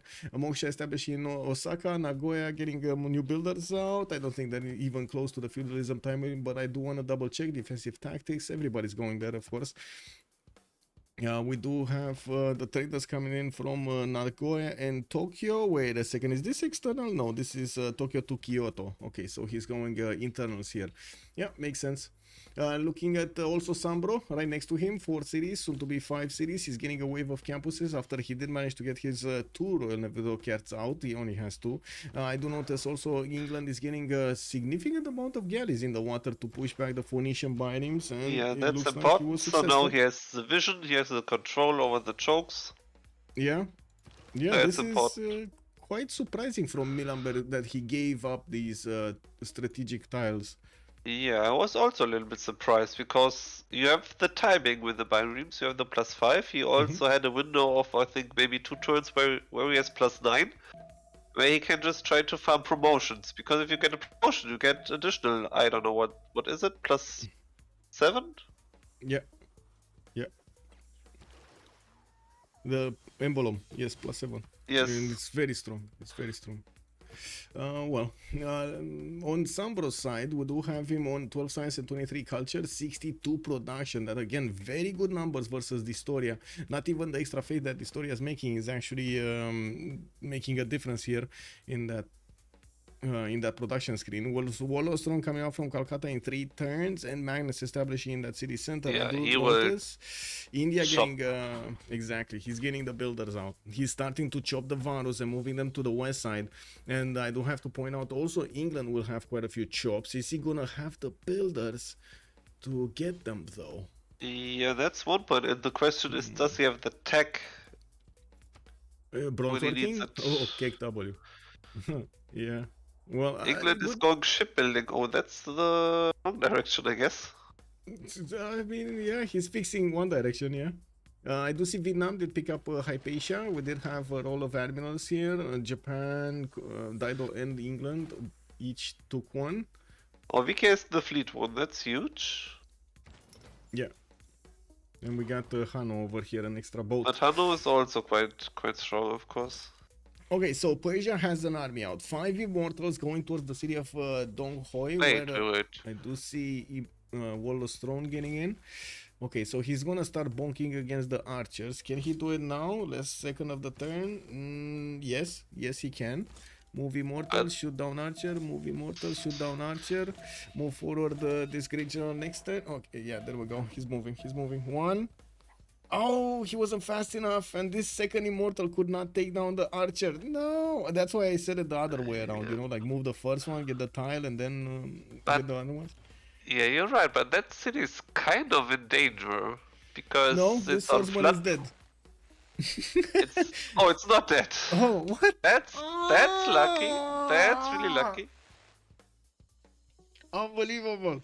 Anyway, Wow. that's one immortal down. Chuck shoots back and takes out one of the units of Liege. And I gotta point out now these immortals are gonna start firing their shots against the archers, and the archers will probably be the ones getting it. He's fighting in floodplain territory, and this is actually whoa! Did you just see that? Just flexing against an archer? That's very strong. But I mean, that's kind of bad, the terrain for Vietnam, because of course you want to have your features, so you get additional combat bonus, but that's on floodplains, so the opponent can zoom to your city center and start slamming. That's really annoying, and you can't, or it's difficult to put units in front of your city, because then you have the -3 from floodplains. Yeah, so your units are weak. It's not so nice to defend that. It's really not nice. We do have Persia with another builder starting to chop, of course, new immortals. This time around, he's actually going to have archers to shoot at, and I'm actually quite curious if he's going to start taking out these archers with the immortals, or he's going to wait to promote his immortals, because this is what's going to happen next time, right? There is a possibility that Vietnam will start shooting down this immortal, 3 units, and then kill it with a horse. It should be just enough damage. Just enough damage to kill that immortal. That should be possible, yes. Yeah, that trades the horse for an immortal, but slows down significantly Persia's ability to do something. Because only 3 immortals are going to be available, and the next turn the horses of Chuck could just use the extra movement. I think trading a horse for immortal is always good, because immortals are way more cancerous. Yeah, there we go. Persia just realized that he's at least 1 immortal would be in danger. I don't know why he didn't keep this one on the 2-2 base, because that is so strong of a tile to give you the fortify and all of the underneath yields, that usually you can keep those just long enough to get the promotions, and if you get the promotion, that's fine, right? You get the health back, you buy the time for your other units to go on, next to it, and so on. Oh well. You think he has a first move on Liege? Good question, I don't know. It doesn't look like it. It looks like kind of both of them are using the shift enter mechanic to get the first moves, to do their moves and then settle down. I'm gonna be honest, I think your opponent was just bad. Okay, I was 400 military power against his 80. Oh my god, I mean that sounds like a stomp. Especially this one that built the street for me with his merchant. Oh, perfect Gabo. I mean, you would need more neighbors like that, right? Perfectly building the road and building your cities and getting your wonders. That's just awesome. You think he has the first? Oh, I did read that. Okay. So, anything happening here? There is a wild Indian warrior next to the cities of England, and we do have India sending a few of these Varus with the horses on the front line. Still is getting his temples going for the face generation. Finally, he's on 29, but his science and culture did not move an inch. We do have him getting Pingala in Delhi, and Jabalpur getting him a bit of gold from the truffle tile there in the south. Okay, Dido, where is Dido gonna go? 26 science, 35 culture, mathematics coming up next turn, while Sambro is going for currency. Okay. They are kind of close in science. I don't know that there is Japan on his coast. That is a very good question. Wait a second. Because he's making a lot of settlers, And Yes, no. I'm not sure if that's a good idea if you're fighting on caravels. He sent a bind to this east side, but he never actually got through the one tile I- shot further. to I see what's guess going he on. should know because he sees the Japanese city west of England, so he Yeah. can figure out Oh, that this is yeah. connected. Yeah, he sees Nagoya, so he knows Japan must be somewhere there, That should be here. and right then in it's between. probably connected. Yeah, but Yeah. yeah, I mean, we will see how that turns out. I guess Well, two this more is the settlers, Phoenician expansion. three more right? settlers. This Yeah. is the Phoenician expansion. We did count that he's gonna have at least 6 good cities over here next to him. 8 if he actually wants to take his south. So Yeah, I guess he doesn't really need to go west if he doesn't. I need mean, to. okay, Dido has usually very fast settlers, so Yeah, it's yeah. probably fine. But I guess he shouldn't go for more than 6, no? Because he needs to get Yeah.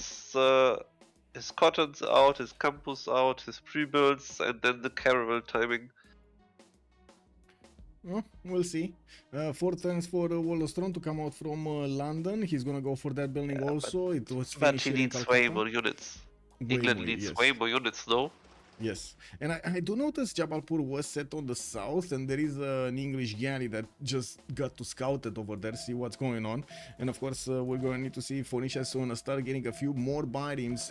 I gotta point out, he's going to be quickly on Batra since he did manage to get his campuses. Another one is going to be built here, and he's going to start finishing off his libraries. He should be going there very quickly for his, like this is... In the next few turns, we're definitely gonna see him like get to 40, even like 60 science here. He should be fine. That's true. I'm not sure why XP is going wheel. Maybe he just wanted to have it for, I don't know, but Look at the I guess he has to. Oh, that's Working, I'm so sorry for stopping you, but look at the destruction Liege managed to cause in the Vietnamese cities. I mean, that's basically what we said. That the city is very exposed on the floodplains, and Yep, exactly. Yeah, that is exactly what's going on. I do have to point out here, it's been a long time since we've seen Persia with the chance of using his immortals against somebody. They're extremely strong units, but there are ways of defending against them, especially if the land doesn't favor them. In this particular scenario, it really favors them. You have a defender on floodplain defense. You have you don't have hills in front of that city center, so Persia can get his full-blown attacks against the initial defenders and against the city center without that much of a repercussion from the other side. That's the problem here. And using the ranged attack, he's just bullying his way towards the city center. yeah. Even if you have walls, the guy is just putting a catapult on the 2-2 and is shooting you down. Yeah, even the immortal shot, like just the range shot, you will shoot down the city in good enough numbers. Yeah, that's. And that's the Wall of Strong city. If Donghoi falls, this is gonna be a significant problem. If it falls, because next turn Chuck does have machinery. That's gonna be these archers turning into Voichens. I do notice he has 3 of them, and probably 2 of them are gonna die next turn, if not all 3. Are all 3 gonna die? Let's see. Okay, 1. Wait, really? How did Leech not kill that archer? I guess he hard upgraded.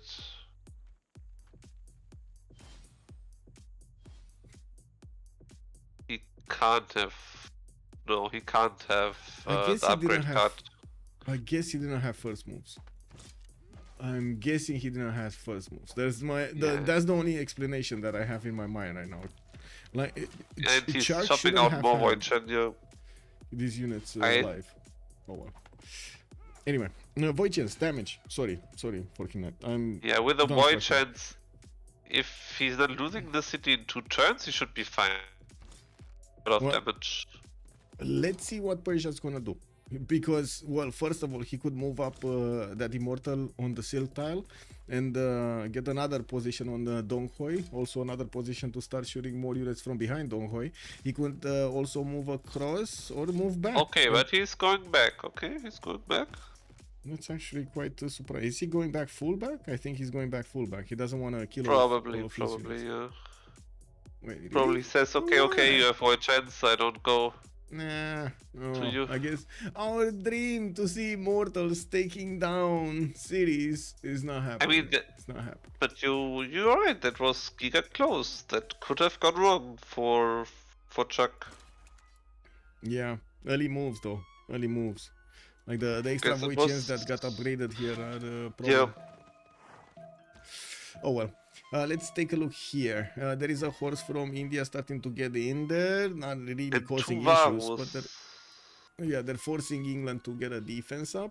I do notice Phoenicia is starting to settle that north and starting to get the Byrims out from the northern side, getting his harbor shipping projects and sending more settlers toward the south.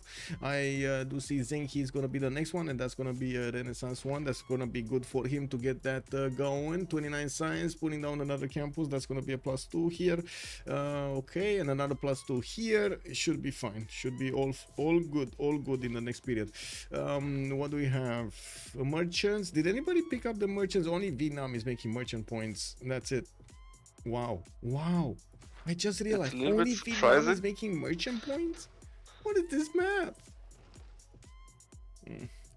These players are good, will rarely die to classical. Yes, very rarely. Smorion also, good evening, sir. Voichens hold this. It looks like they did held that. Also, good evening on YouTube. Rutenins, good evening, sir. How big is this map? We're playing on standard. That's for 8 players.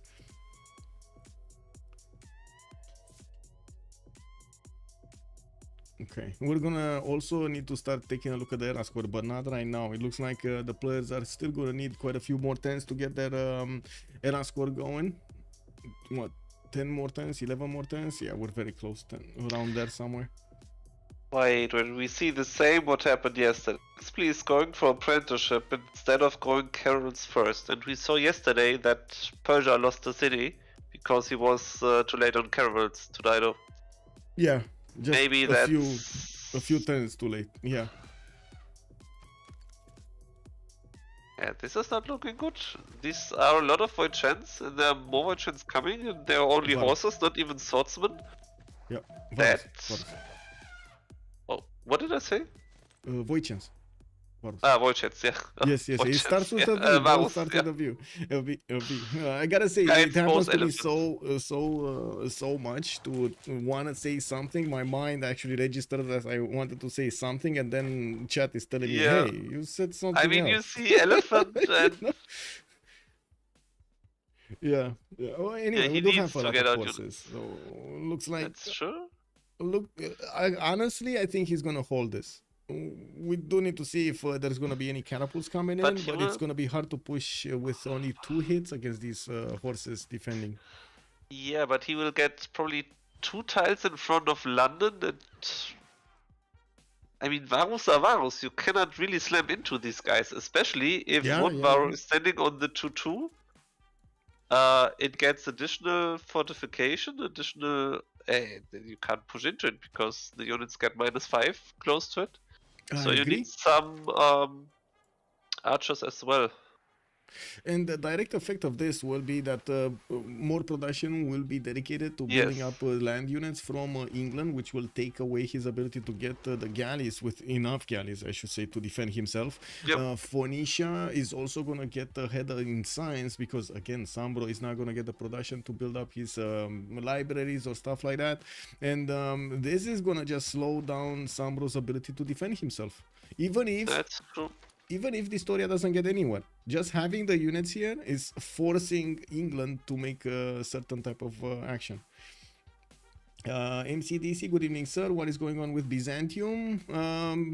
We got a line of Immortals looking at a line of Vietnamese swordsmen and Voichens, and kind of that's it. And I do notice the Immortals are slowly taking down the Voichens. They do take a lot of damage on return, though. Let's see what's gonna happen here. Liege is trying to keep as many of his units alive as he can, but these Voichens, man, are not something you wanna, take lightly. You really need to take them seriously. Oh, And that's a dead sometimes sword. that's Ooh, kind of brave move, but but okay. it worked. But it worked. I still think that's a sword for an immortal, but sure, it is what it is.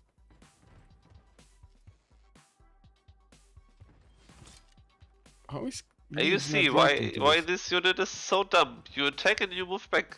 That's so illegal.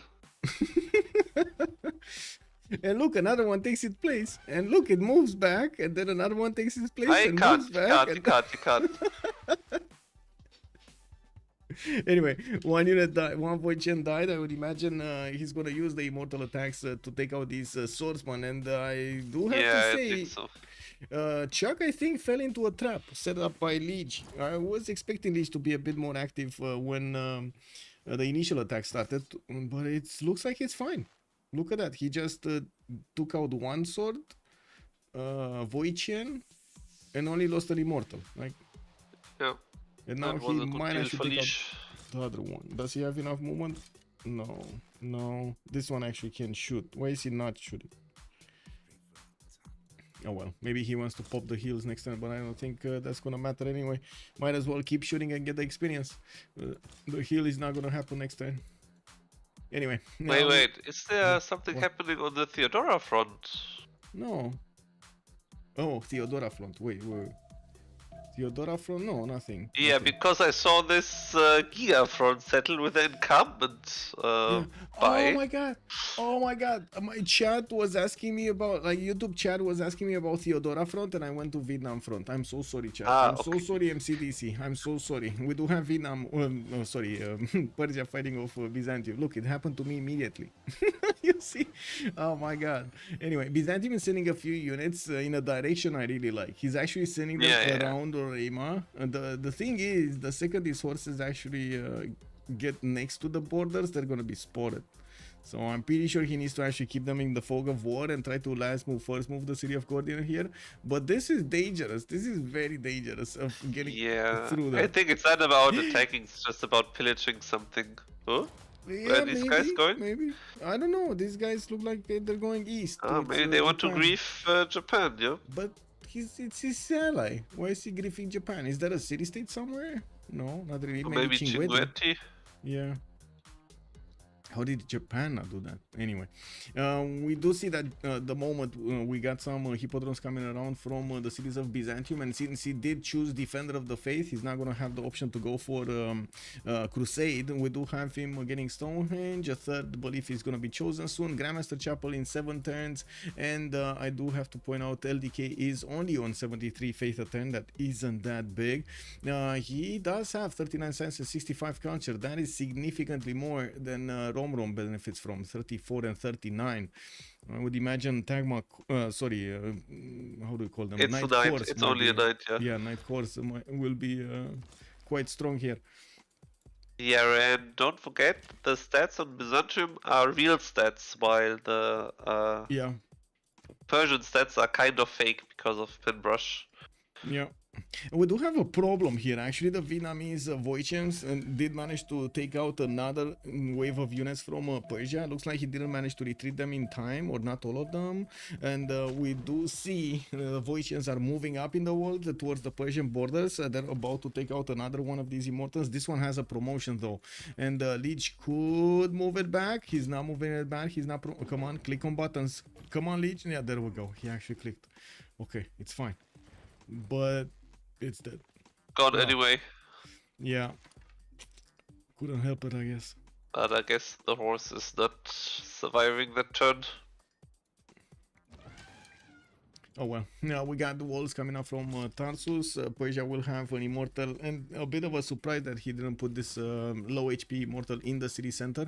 That's in the city center you pop the biggest heal of them all. So if you want to heal a unit very quickly and put it back on the front line, you need to put it in the city center or the encampment. I think the encampment works also, if I remember correctly. Actually, I don't know. I think city center is 20 and somewhere in your border. But I'm not sure about incumbent. Could well be 20 as well. I don't know. Yeah. Could well be. Rafif is asking us about the money. What about the money? Do they have the dough? No well- less money. Not a lot of it, but I do see Milan is on 51. We got Legion 18, Robrom 34. Yes, Distoria is losing -8, but he's also putting a lot of pressure on his opponent here. First catapult coming in. I do have to point out London is extremely vulnerable because of these tiles. These ones. The Yeah, Tutu yeah, and they the control Tutu. from here as well, yeah. These are perfect placements for catapults, so they can attack safely the city of London and they will take that city down, allowing the Indian units to just jump in That's there. true. That's true. I mean, tell me what you want, but I don't think that's looking good for England. Yeah, it's not looking Tiles in good. front of your city, Yeah. that's not what you want to see. Yep, yep. And Dido 5 turns cartography. He's gonna get mercenaries soon. On the other side, Sambro looks like he's also gonna get quickly there. Buttress is in 1. Doesn't seem like Milamber managed to use this to get far ahead, too far ahead. Sambro actually has 52. Please not going caravels. He's going knights for whatever reason. Oh, Japan. Japan. Yeah, he's going 2, 4, stirrups. 6, 8. Okay. He's getting a few boats. Oh, well, one boat out. But yeah, he's not going. Oh, I do notice Phoenicia is starting to settle the south. He's gonna have an option to put a city in the choke point if he wants to. That's only gonna be vulnerable to battleships, and in the meantime, of course, he could keep Japan away from it with Governor Victor bonuses in that city center's borders. Why Varus not nerfed yet? Disgusting unit. Descra, bună seara, domnule. Varus, oh my god, we had a few versions of Varus, the Descra. Vai. I mean, attacking is such is much harder than defending. Plus, yes. Blazecat Games is also saying, I don't think England falls. And to be honest, I don't think he's gonna fall completely. But losing the capital and losing his government Are you is sure? gonna hurt. I mean, you put two catapults there. Whoa. Wait, he's actually falling completely because he's not falling to only India. He's falling to catapults in India. I mean, he won't die, but No, he's gonna die. He's actually like, come on, he's gonna die. I mean, he will lose the his cities, capital but... falls. If his capital falls, yeah, Leeds that's falls. true. There's no more technology available for England, no more extra science for him to get to a good unit, and India is just gonna scale above him. So the longer the game goes on, these cities are just gonna fall. Yeah, but he has Stoke upon Trent, and he will be able to make a settler, so he won't die, I think. I guess we'll see when India gets his knights out. He's definitely gonna get knights out at some point. Temple of Artemis coming up in Jabalpur in 6. We do have 9 turns until the next World Congress, or I should say until the next era, and it looks like Dido is gonna clear off these galleys before they turn into something dangerous. Yes. This is the way. This is the way. Yep, he's killing the pre-builds. That makes a lot of sense. Yep. Well, looks like he couldn't kill that one. That's sitting on a reef fish tile. That's a problem. If the Dido's biomes are actually deployed to the front line, he needs to get new ones if he wants catapults. He's not an oligarchy, no? Did I see that right? England? No, he's not in oligarchy. No. Bro, hello. Yep, not in oligarchy. I mean, you know, the man had a plan, and it was not mixing well with the others. Let's actually see. Okay, we did have a few pillages, but not many. A sheep tile. Yeah, but that's okay. You just harass the guy. Yeah. Do some damage and call it a day. That's okay, I think. We're about to get to that Byzantium power spike. LDK is about to get there. Reformed Church coming up in 3 turns. Byzantium is gonna get his Grandmaster Chapel in 3 and also getting his arenas out. You can see he has 3 knights coming out from these hippodromes, giving him a serious advantage, a serious power spike at this moment of the game. Usually whenever this happens, as in whenever we get to this point of the game, the defender on the receiving end of Theodora's Wrath we'll need to build a lot of units to withstand the initial attacks. If Theodora gets too many units, that's just, you've seen what happened to Liege last time.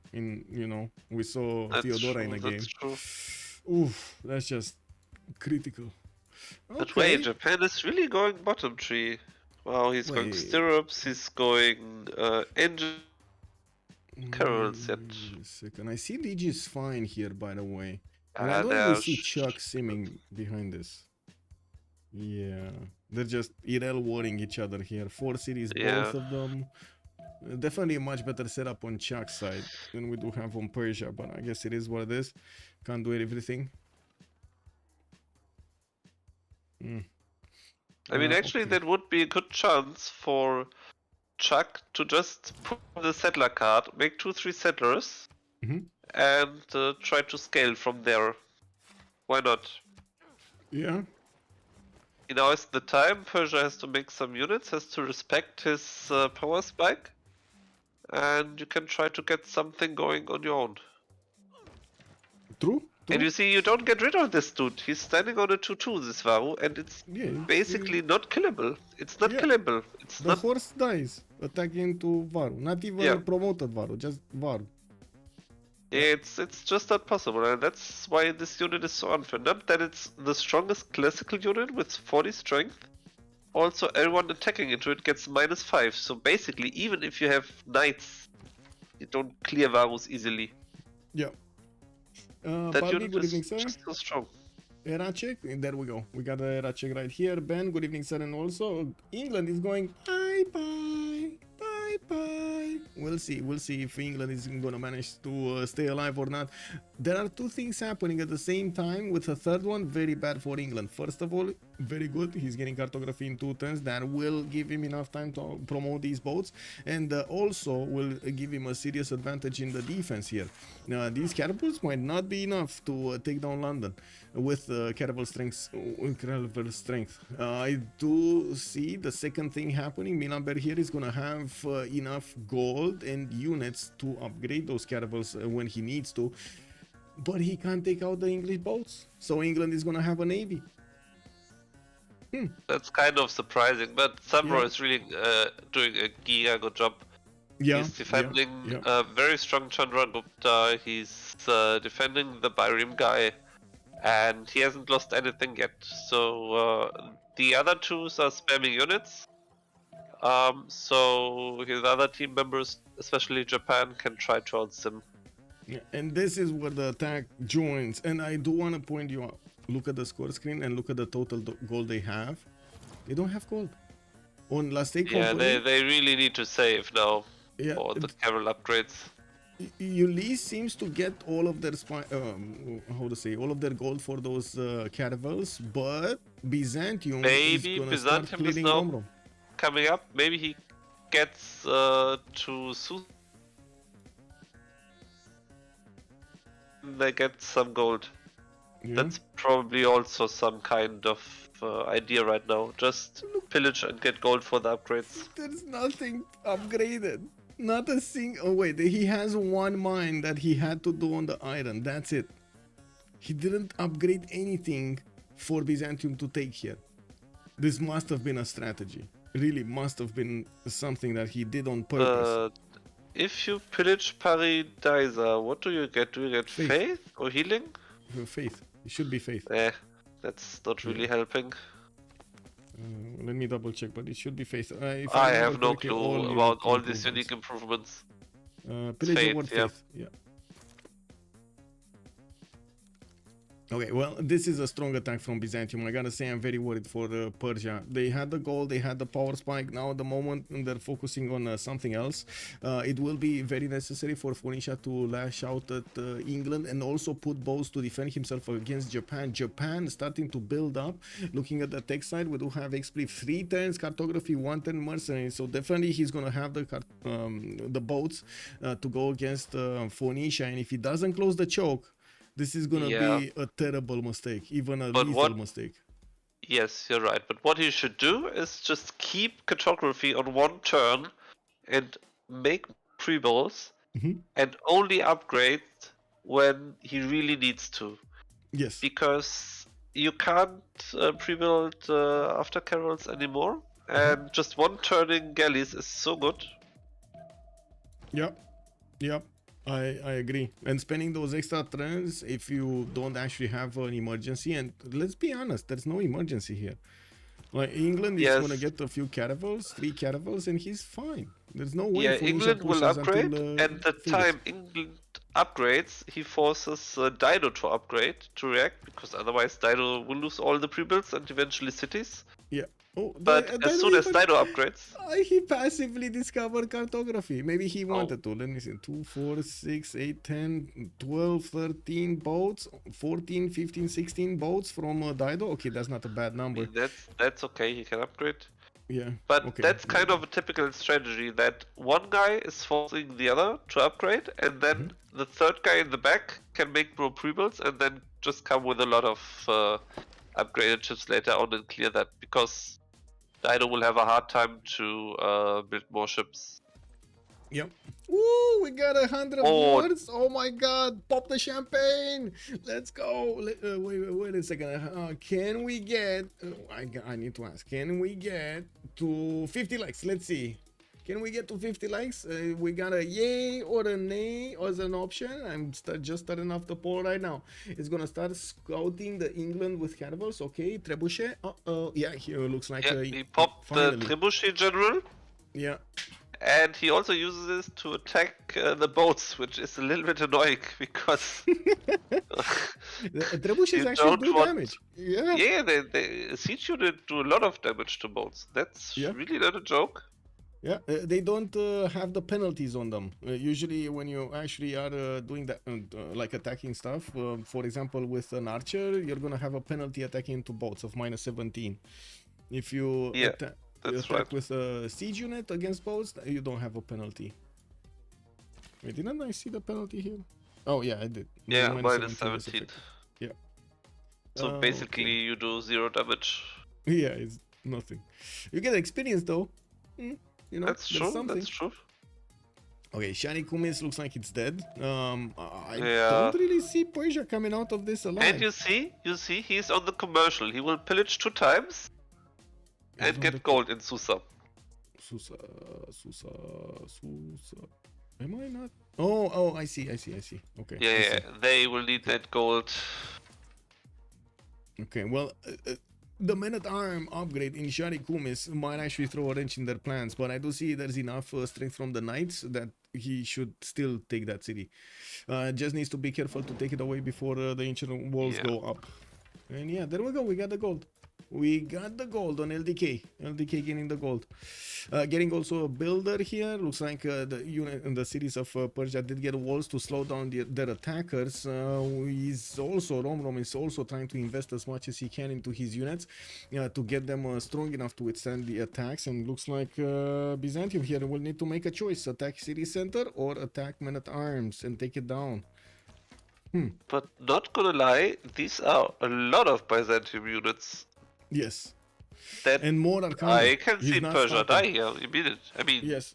I do have to point this out. Because I said it so many times. LDK here is using. He built all of the early game. In the early game, he built all of his infrastructure for this moment and this moment only.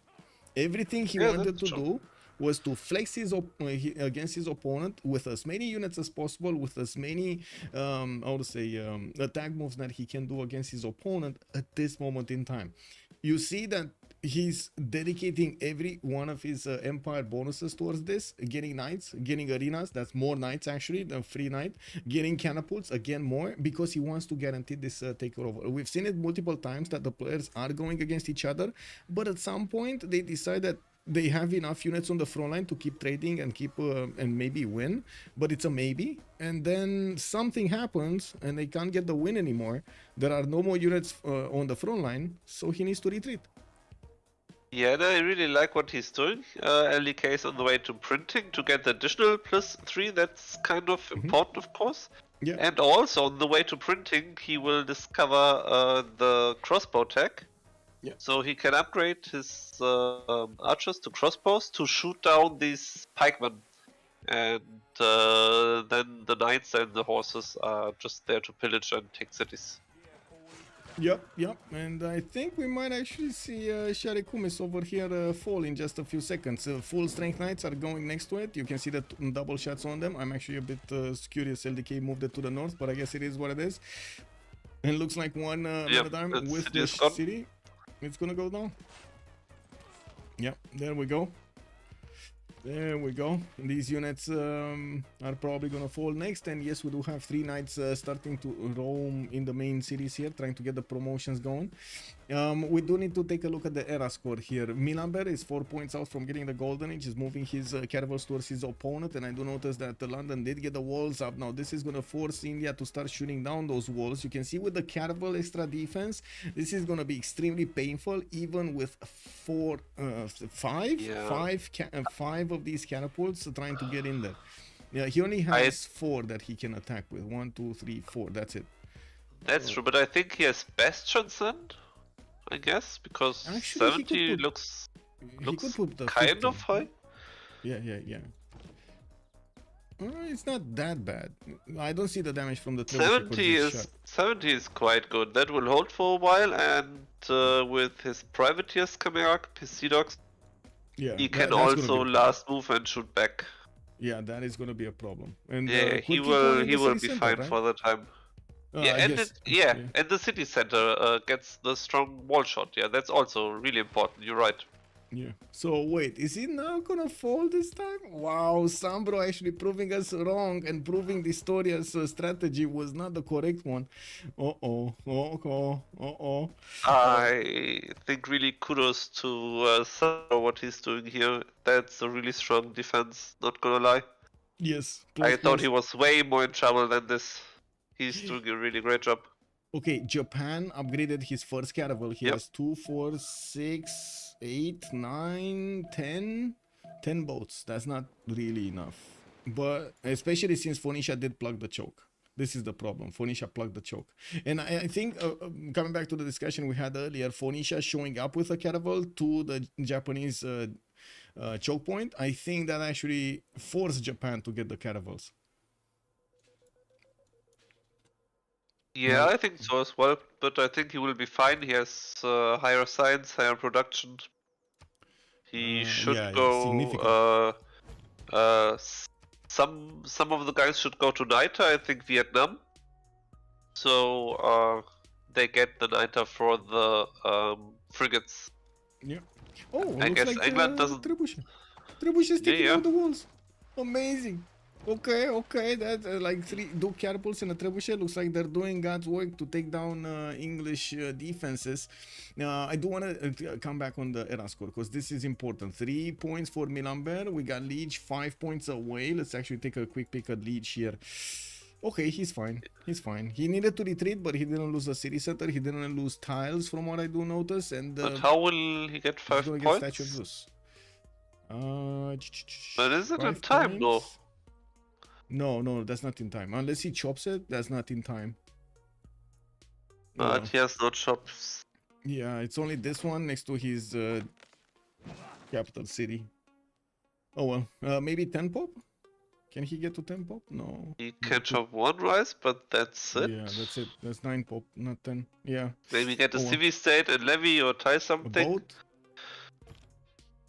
Yeah, he could do. He should do both. That's 2. Yeah, I think with boat and then something like take a CS and Zeus, you're fine. Yeah, he should be fine. Should he just needs 3 more points. Doable. Yeah, that point and should something, be it should be fine. Rom 6161, he's gonna get his golden age, but unfortunately he's starting to bleed cities over here. Byzantine is managing to push through with his knights, and as you can see, he's getting new hippodromes from Sharikumis. Yeah, we got Byzantium. But honestly speaking, he might be full dead. Yeah. And not within 10 turns. And yeah, not within 10 turns or something, because there are walls and he will pop out units, but as soon as he upgrades to cuirassiers, that's game over. Wait. He never finished his Gavron Plaza or something happened to it? Did somebody pillage this?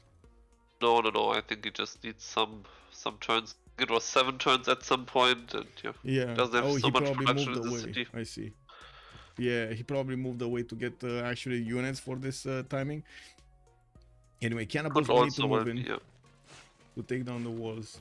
Yeah, it's just way too much units. secured his golden age, also took down Ayutthaya. He's gonna have units moving towards the northwest. He's actually, they're getting into the Japanese borders from the north. Persia. Yeah, they wanna grief. These guys actually managed to move half the map to go towards Japan, towards the north of Nagoya.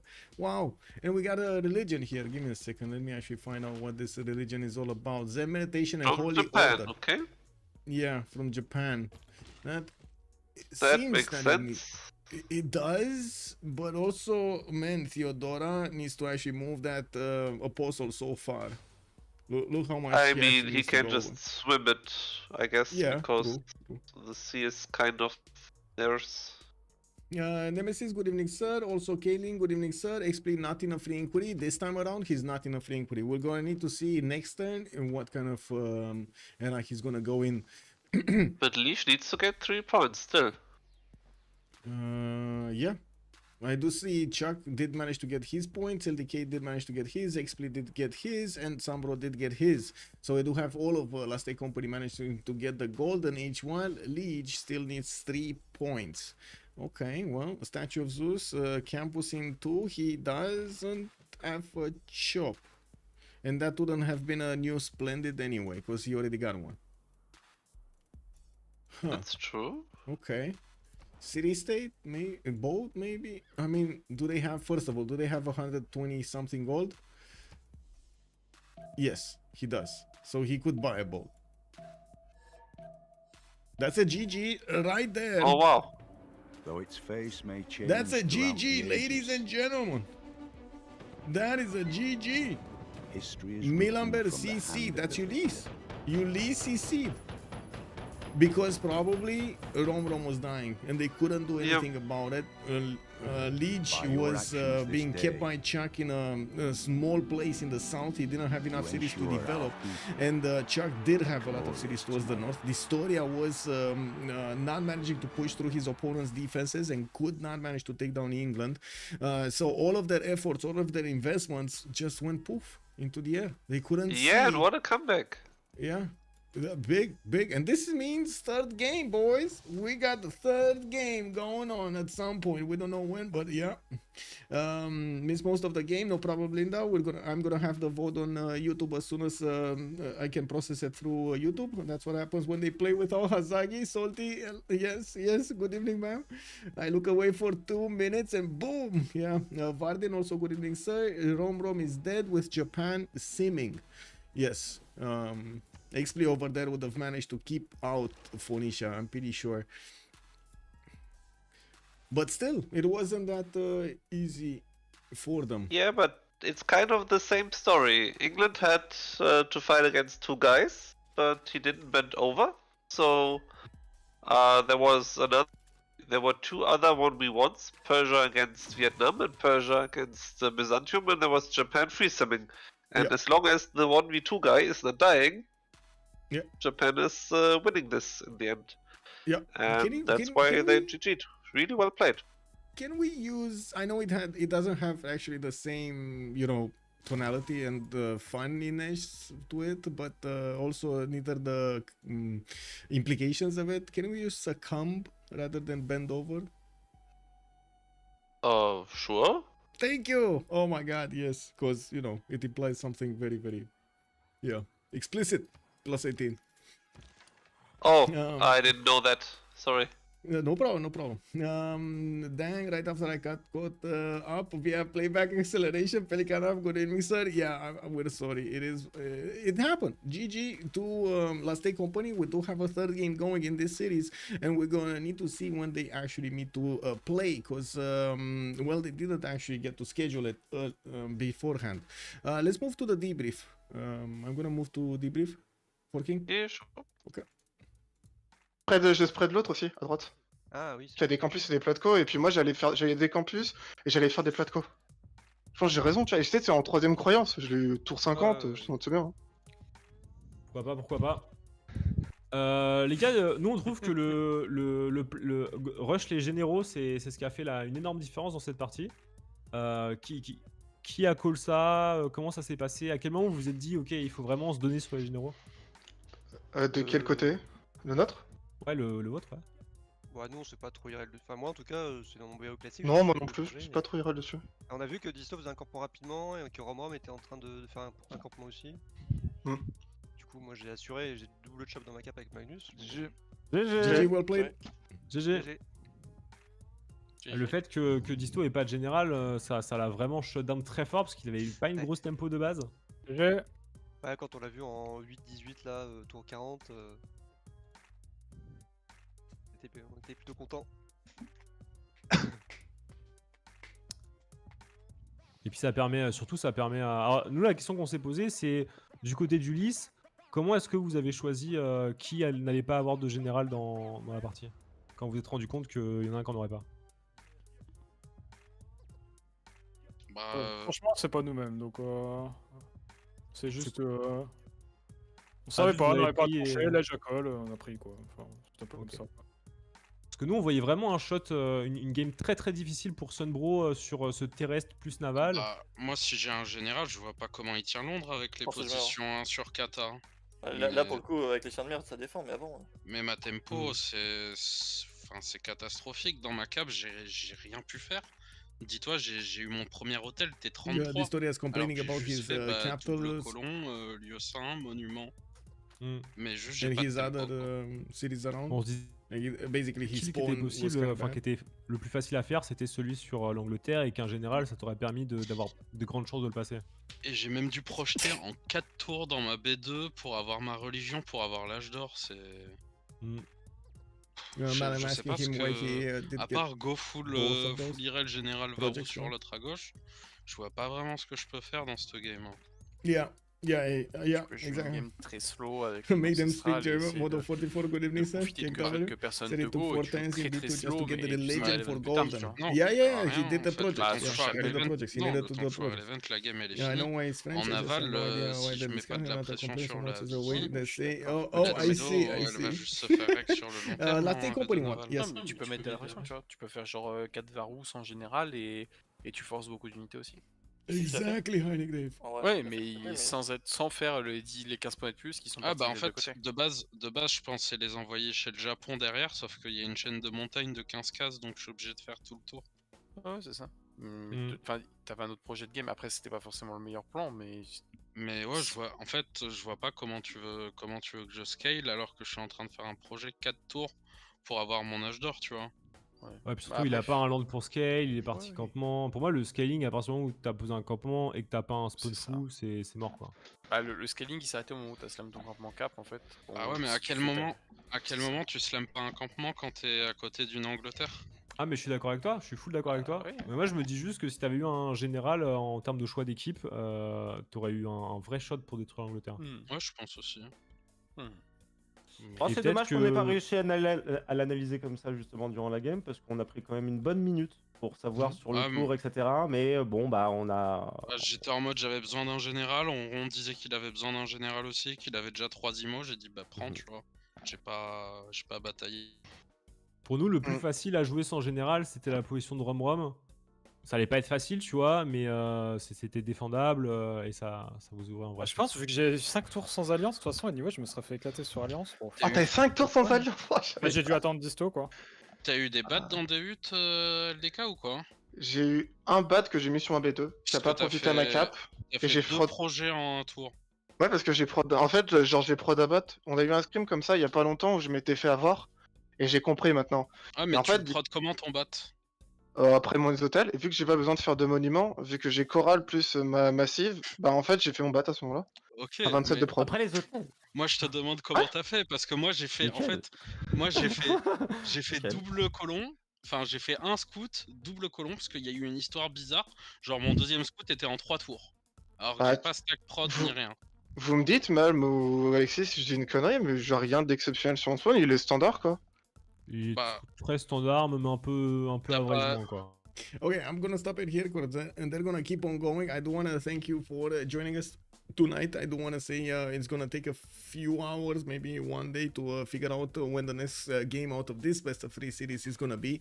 I did take a look at the schedule, and I wanted to actually get out COC going against Team 250 also during the weekend. That would be a very awesome series. Actually, wait, let me actually put it in perspective. Every one of these series is amazing. Don't get me wrong. I would actually do any of them. They're very good games. There is no bad game that I can say right now, a bad team that I can say right now in the CWC. I do also want to mention, thank you, much appreciated for all of the support of the stream, much appreciated also for the donation towards the CWC prize. We did have another PayPal donation over here of $420. It is what it is, but thank you, much appreciated. We're getting closer to that 1,000, so we can give them a big prize. Thank you much. Thank you also for all of the kind words on the stream. Much appreciated for the comments in the chat. And don't forget to leave a comment on YouTube if you feel like you need to ask a question, or of course say something good. I do hope you did also enjoy the stream, and you're gonna hit the like button over there, and of course subscribe to the channel. And we're gonna see each other in the next game. You can always take a look at my schedule on Discord, and you can take a look at the CWC results and also detailed results of the games on the Civ6 worldcup.com website. Go there and check it out. Have a great evening. Thank you so much for Knight joining us. Much appreciated, sir, and hope to see you in other casts as well. Have a good evening. Bye bye.